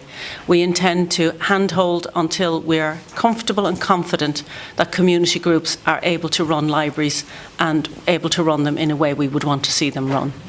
There's clearly a way to go on this. It is only the first start of our consultation, and in those libraries where we haven't found a solution, we're willing to extend that consultation and start that later and not try and, again, fit one-size-fits-all approach.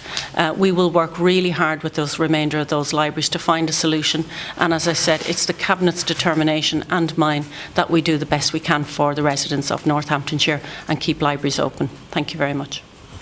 Thank you, Teresa.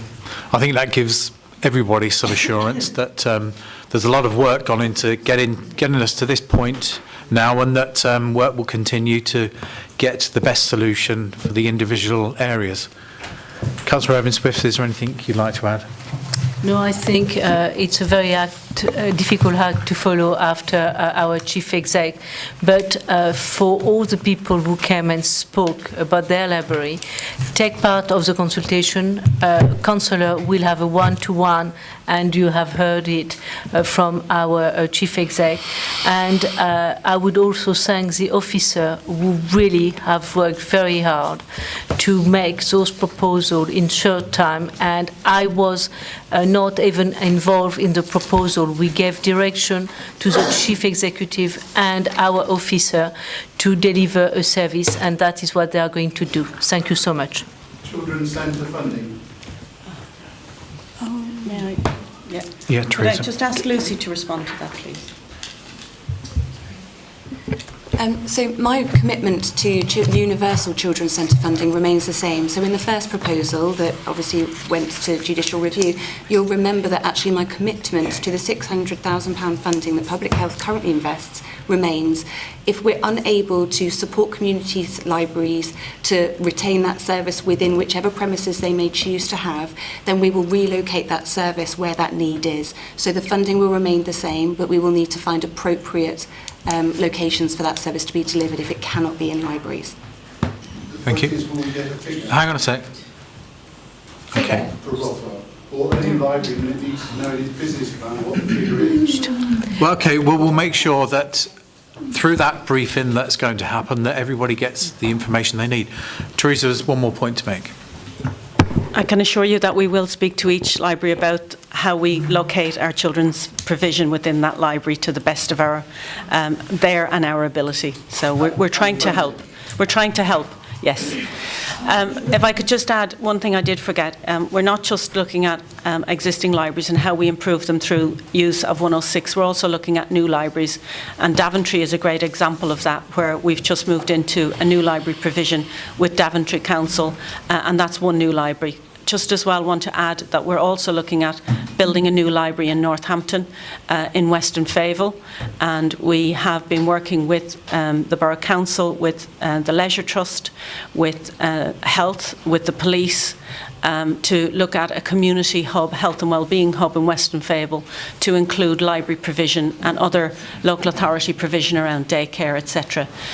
We've submitted one public estate bid to help us to do a feasibility. Obviously, it's in very early discussions, so we want to make sure that it's a feasible plan. So we've submitted an application for funding to support a feasibility study for Western Favell to develop a community hub, which would include all public sector partners and would include a whole new provision and regeneration of that area. And that work has come out of some of the work we've been doing and some of the work that the Borough was doing separately to us, but actually we were both coming up with the same idea. So we managed to bring those ideas together and hopefully to benefit the residents of Western Favell. And I think it will be a fantastic scheme if we can get it off the ground. Just wanted to mention that. Okay, thank you. Cabinet, do we agree with the report? Agreed. Thank you. That's the end of the meeting. Have a good Christmas.